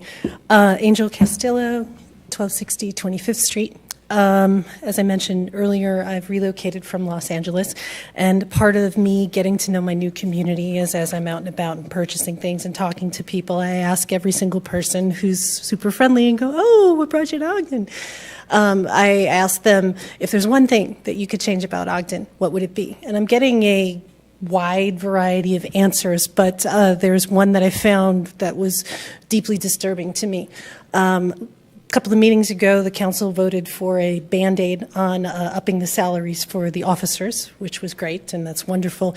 And I actually got this information from an officer, who I will not name. Salt Lake City pays their officers $40 an hour. Ogden pays $20. I was told that from this particular officer that when they talk to somebody from Salt Lake City, that they love poaching Ogden's officers. And then I am like, well, what about, because I'm a marketing person, what about recruiting and, paying for their school and getting them here and getting them started, and then they can go somewhere else, in 3 years, kind of like, doctor plans, right? And they said, well, we already do that. We have one of the best in the state. And I went, wow. And I look at having gone through the Citizens Police Academy in Los Angeles, and I plan to go through the Citizens Police Academy here. Yeah, we'll be there. I'm not getting tased, though. Don't do it. The point being is that the officers should be considered an infrastructure for the city. It's an essential component for the safety of the community, for keeping things orderly. Just on my way here to the council meeting, I was walking down 25th Street, and across the street from me was some guy who was either drunk or off his meds. And there was a lot of weird heckling going on. And, I'm from Los Angeles, and I'm originally from Chicago, so I really wasn't too bothered by it. But I just stop and think, what if I was on that side of the street? What if I wasn't the person that I am, that can, talk my way out of things, and I know how to diffuse people? It's a teeny tiny thing, and that's the first time that's happened to me since I've been here, and I've been here 3.5 weeks. And so that's a big departure from Los Angeles, but what keeps things like that under control is a police presence. And what keeps people happy and law-abiding citizens is the fact that there's an officer that they see. And I appreciate that we have those great little blue light cameras that somebody explained to me. But there's statistics that show that when you park a police car unattended, just parked in front of an area, the crime will go down. It's even more so with boots on the ground. So I just really want to put it out there that I was appalled when I found out Salt Lake City pays $40 an hour.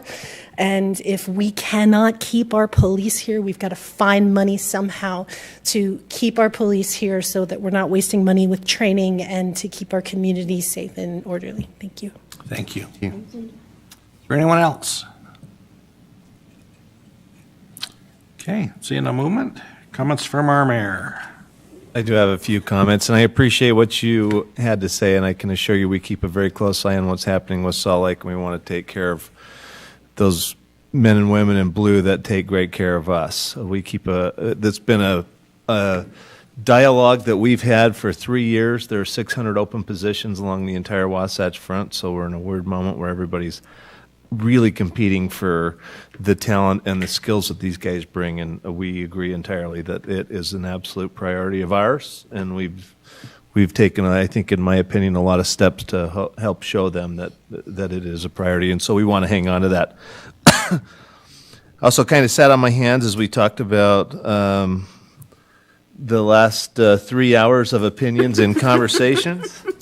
But I want to talk, I think a lot of people, as we all sat here and listened, a lot of people had different opinions. It depended on who your neighbor was.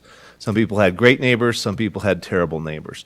It just depended on where you were in that moment in time. And I believe, as one of you on this illustrious committee said one time, we build the blocks we want. And it was #NeighborUp.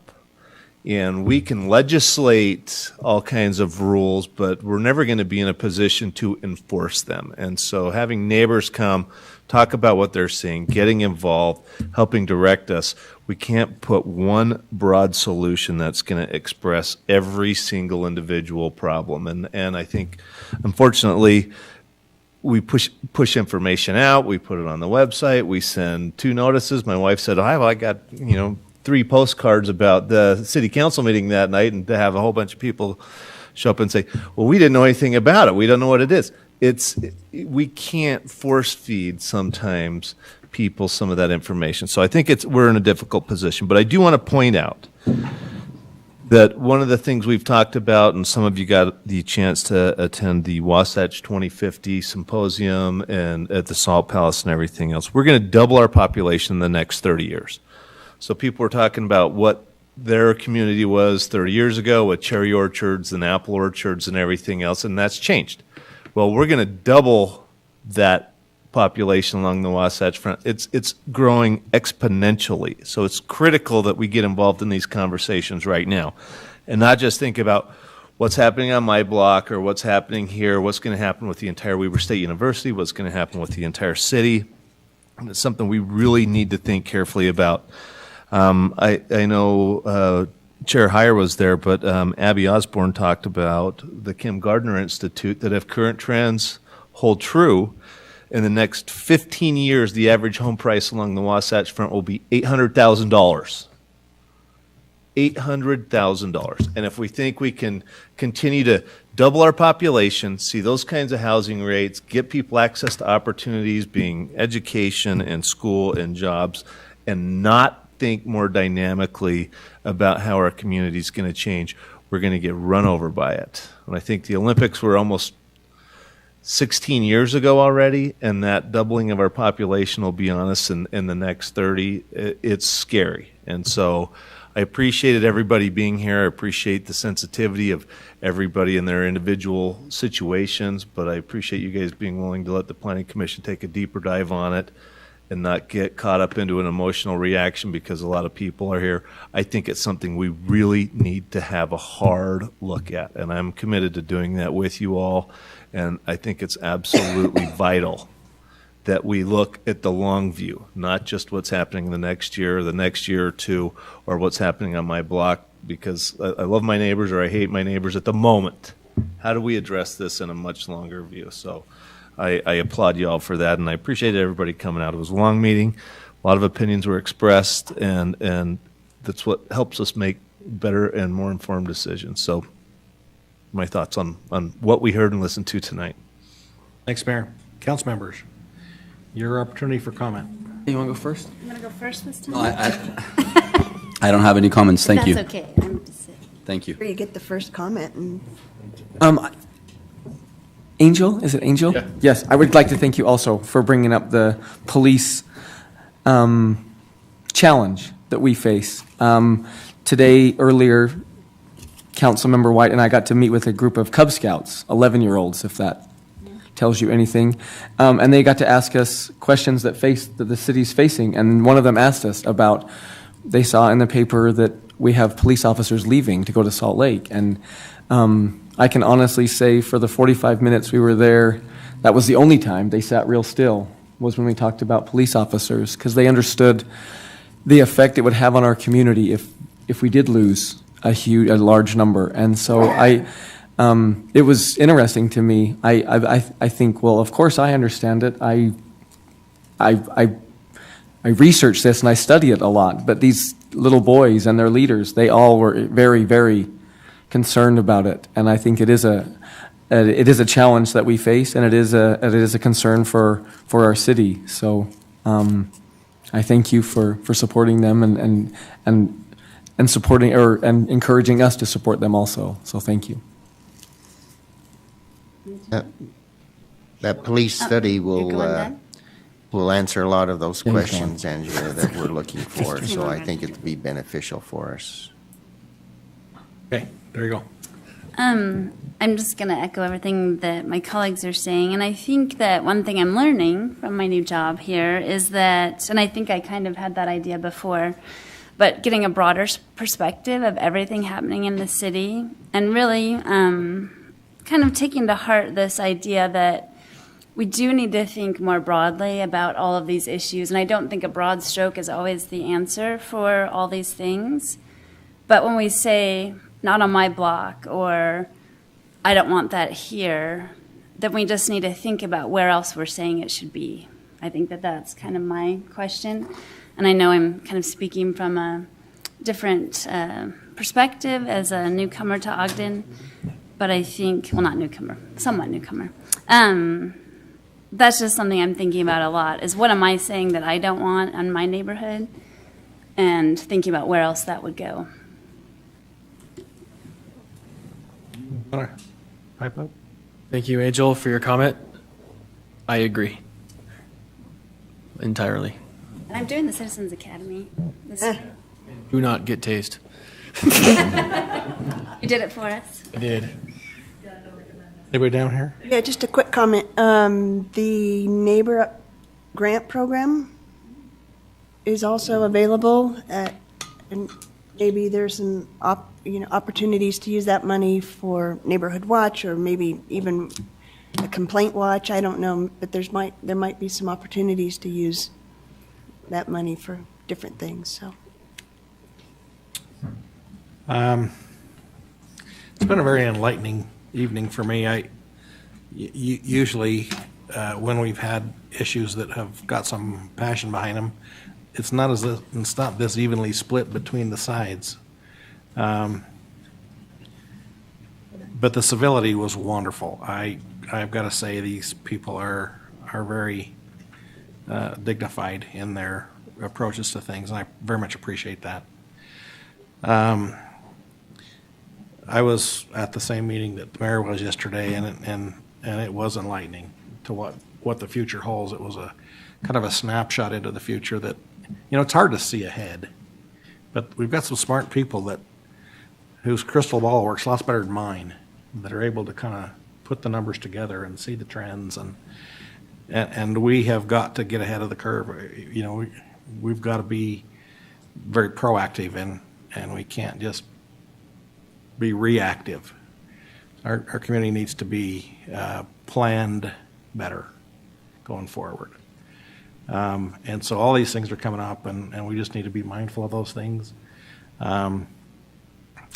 These community plans, I think, are key to the quality of life in our community. I wish we could do them quicker. We've been pushing to do them quicker, but the fact is they're a lot of work, and we just don't have the manpower to do it. But I'm glad that this is happening in the Southeast Community Plan, and that it's including the student housing component, and they're thinking outside the box pretty well to look forward to this thing. So I'm just happy to have been a party to this tonight, and I will look for a motion to adjourn. So moved. I have a motion by Vice Chair Nadolski, seconded by Councilmember White to adjourn. All in favor? Aye. Aye. Any opposed? Okay, only one more meeting to go. No. I think I can eat my salad while we're sitting here. I think it'll only take a minute. You ready to go? I'm going to hit the gavel again then. No, I'm good. Just kidding. Good evening and welcome to our February 6, 2018 Special Redevelopment Agency meeting. Let the roll call reflect that all board members are present. And the next item on our agenda is the approval of minutes of the special meeting of August 22nd, 2017. Board Member Nadolski, Vice Chair Nadolski. Thank you, Chair Heyer. I've reviewed those minutes and found them to be accurate to my recollection, and I make a motion that we approve the minutes as presented. Second. Okay, we have a motion by Vice Chair Nadolski, seconded by Board Member Blair to approve the minutes. This is a voice vote. All in favor? Aye. Any opposed? Okay, next item is reports from administration, fiscal year 2017 annual report. Cooper has Mr. been Cooper, dying thanks to do that thanks for the for last hanging around. 3 hours. Great job. Patience. Great job. That was awesome. Well, it's nothing like an RDA report to clear the room, so I'm starting to think it's me. A very large man told me that I had to do this within 10 minutes, but he just left, so we could take as long as you want to. 5 would be good. Yeah, a very small one just told you 5. Great. So you all should have already received Almost will this. This is the actual report. So enjoy the good read. Everything you'd ever want to know is in there, or the CAFR. So read that at your leisure. What I'd like to do is just take a minute and briefly go over a few things that is in here, and also some data that we put together. You also should have received this, I hope. I'll get to this in just a minute. What date was this published? Sorry? And what date was this? This was published November. Okay, then I read it. Okay, good, you're ahead of it. This every year, basically the definitions of what RDAs mean, because the law changes almost every single year, and some of us are new, so I like to take the time to just look at this. Previously to 2016, there used to be urban renewal areas. There used to be, prior to that, redevelopment areas, which turned into urban renewal areas, economic development areas, and community development areas. So those terms are no longer applicable after May of last year, I think. The old ones are going to change to what the new thing is, huh? Right, so if it was that when it was established, it stays that, but anything that is created after a certain date in the law becomes a community reinvestment area. So the Adams Community Reinvestment Area, which you all approved on January 9th, followed the new law. The Kiesel CDA, the Community Development Area, which was approved in 2015, followed the old law. So there's some changes. I won't get into all of them, but essentially a community reinvestment area does not have eminent domain associated with it. It does not require a taxing entity committee. It uses interlocal agreements based on each entity that you choose to allow to or have participate, and it does require a plan and a budget. So those two things are the same. In addition to that, to make things even more confusing, there's a community reinvestment area with eminent domain. So that means that if you choose to enact eminent domain in the project area, it's still called a community reinvestment area, but you follow a more traditional track that the urban renewal areas follow, and that is that you do a blight study, you have a tech approval, you still have to have a plan and a budget, but that allows you to have eminent domain. So generally, we're going to follow the community reinvestment area without eminent domain until such time that a future project area might need it. But we generally will follow the CRA track. So I hope that's clear as mud. As of the date of this report, we have 20 active project areas. 13 of them fall under the old RDA designation. One of them is a CDA, Community Development Area, which is the Kiesel area. We have 5 economic development areas, again, falling under that old terminology, and 1 URA, which is the East Washington Urban Renewal Area. We sunsetted 4 districts last fiscal year, and we will be sunsetting, excuse me, I get this confused because there's calendar years and fiscal years, and the actual RDA law goes by calendar years, but we do this report by fiscal year. So, Brandon, excuse me, are you going to update the new terminology in this for future presentations to keep it consistent? The new so this report is straddles the law. So you're going to see everything from 1977 to today. So you're going to see every type of area. But in the first page here, or excuse me, the second page, it discusses what that is. Okay, got it. And what the changes are in the terminology. Yeah. So I just bring it up every year. On this presentation, so we're all clear what we're talking about.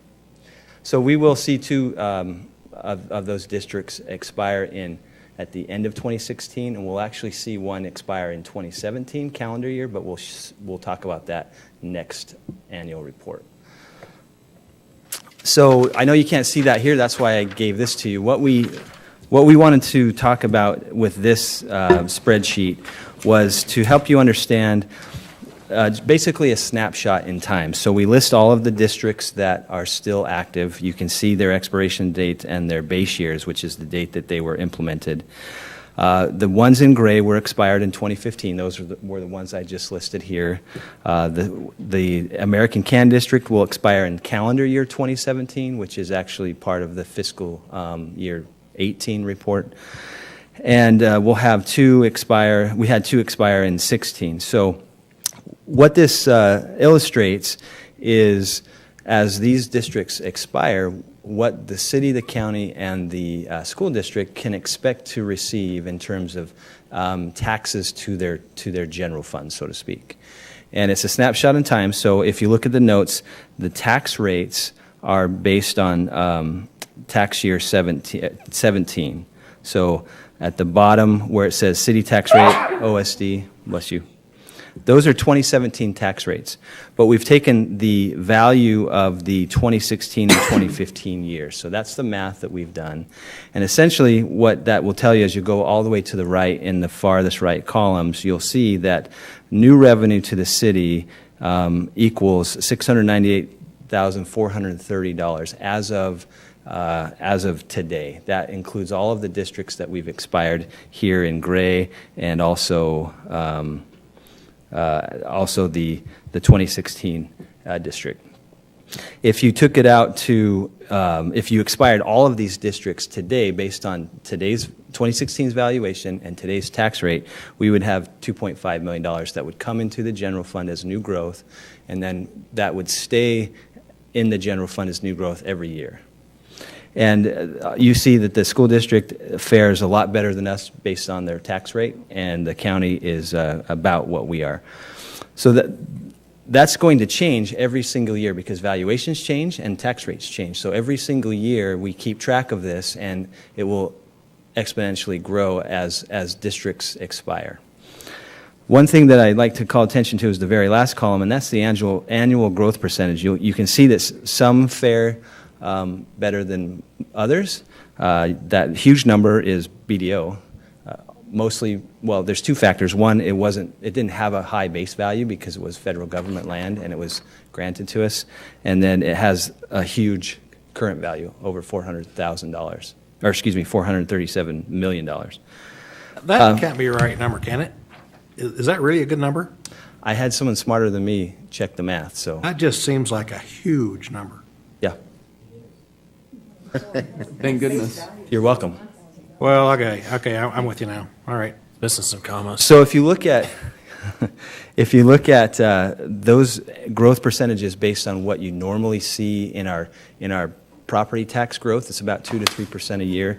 We're outperforming just general property value growth outside of RDAs.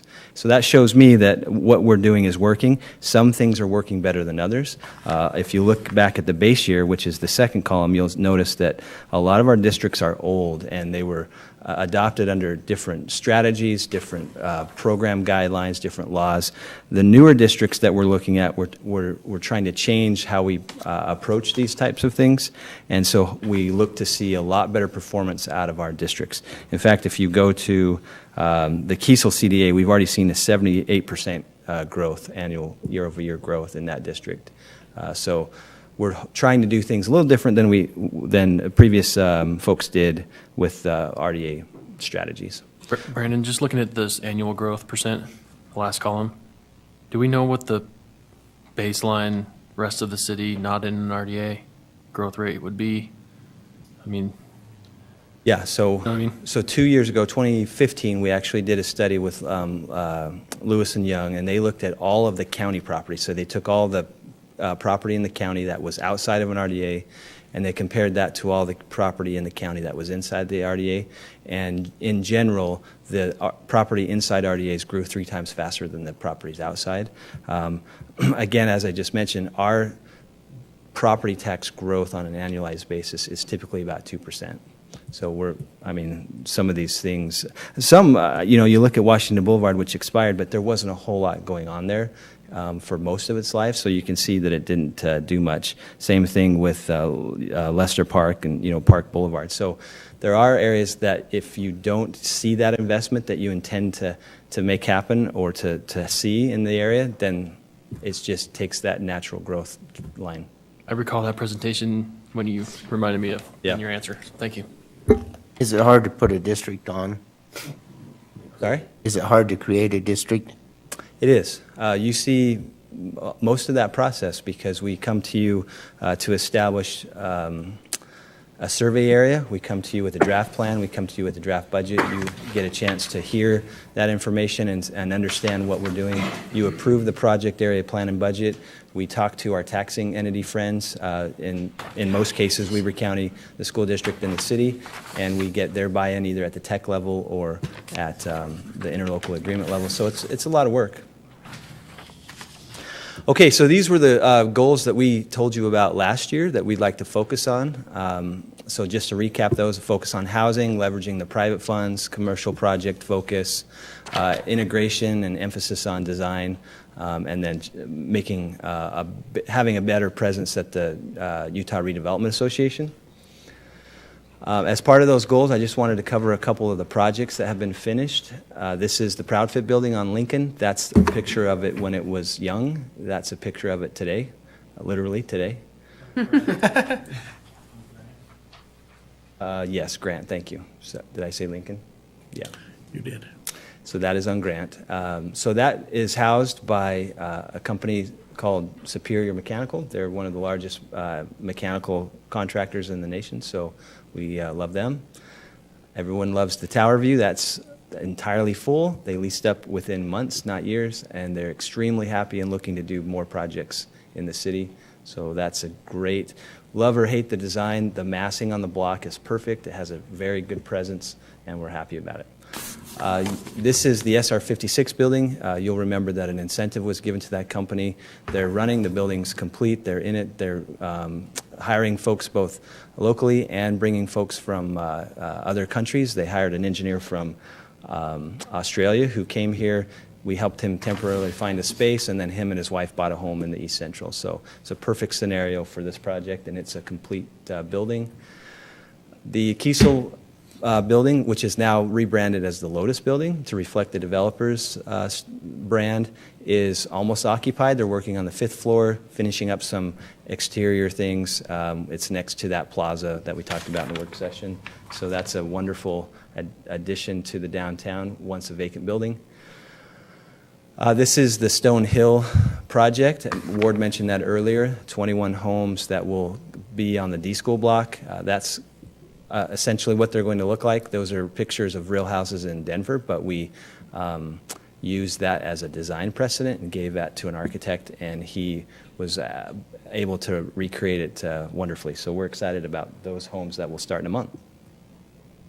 So based on those projects and our last year's goals, we've kind of tweaked this year's goals, or next year's goals, and found that they're essentially the same. We want to continue to focus on housing with a multifamily focus in the downtown and a single-family focus in the East Central to maintain the character of that neighborhood. Continued focus on commercial projects with a emphasis on historic renovation, the Kiesel building, the Thorstensen, the Proud Fit, the Wells Fargo First Security Bank building. All those buildings are prime buildings, the Ben Lomond Garage, which is currently under construction right now. All of those things are great to see get renovated. Leverage private funds, which is kind of a thing that we have to do to get all of the other things taken care of, so we have to go out and find money. We can't be doing projects on our own. We have to get private investment. Improved integration with our own internal functions. That's important to make all this happen. And then having an emphasis on place shaping, design, and density. Those are all things that will help us achieve our goals. So that's really where we're at as an RDA. This is going to be where all of your answers are. Thank you. Great job. You almost made it. Did I? I tried. Sorry. I have a couple of comments. Can I? Yeah. Don't go yet. I'll quit. I'll run through mine. I forgot them already. The first one is I want to make sure that as we're moving forward and doing multifamily housing, that it's not just rental and leasing. It's also condos and purchasing. And I cannot, for the life of me, remember the second comment. Oh, well. I will. Okay, anybody else? I really like the design of those single-family homes. I hadn't seen those yet. Okay, it's late. Let's look for a resolution of this. Motion to adjourn. Chair Heyer, I will go ahead and make a motion that we. Any comments? Can I do this? We just got to accept it for, we just got to accept it. Oh, sorry. I make a motion that we adopt the 2017 RDA annual report. Okay, we're just accepting it, so. Didn't I say Is that? that what you mean, adopt? Or sorry, just accept it, yeah. Okay, all right. Who's going to second? We have a motion by Board Member Blair, second by Board Member White to accept the report. This is a voice vote. All in favor? Aye. Aye. Any opposed? Great, thank you. And next item is public comment, I believe. Yes. So do we have any public comment for the RDA? My apologies for skipping an entire page of the agenda. That's okay. Probably know who I am. Tom Markeski, Sticking it out. 4517 Fillmore. Maybe it's because it's still a sensitive issue somewhat, but I just want to comment on a comment that was just made about this question about what type of rentals and owning and condominiums and stuff like that. And then the follow-up comment was that some areas were going to be high density, but I believe the quote was, and maintain some neighborhoods single family to maintain the flavor of the neighborhood. So back to this, rightly or wrongly, but some neighborhoods have a flavor that we want to try to maintain. Some neighborhoods have an opportunity to change that flavor if that's what they choose to do, but there is some value somewhere in maintaining the flavor of established neighborhoods. Thank you. Thank you. Thank you. I think we've run out of people at this point, so we'll move on to comments from the executive director. Who left? Run out of executive director. Boy. Nothing tonight, thank you. Okay. Board members. Oh, thank you. I look for a motion to adjourn. Motion to adjourn. Second. Motion by Board Member Lopez, seconded by Vice Chair Nadolski to adjourn. All in favor? Aye. Any opposed?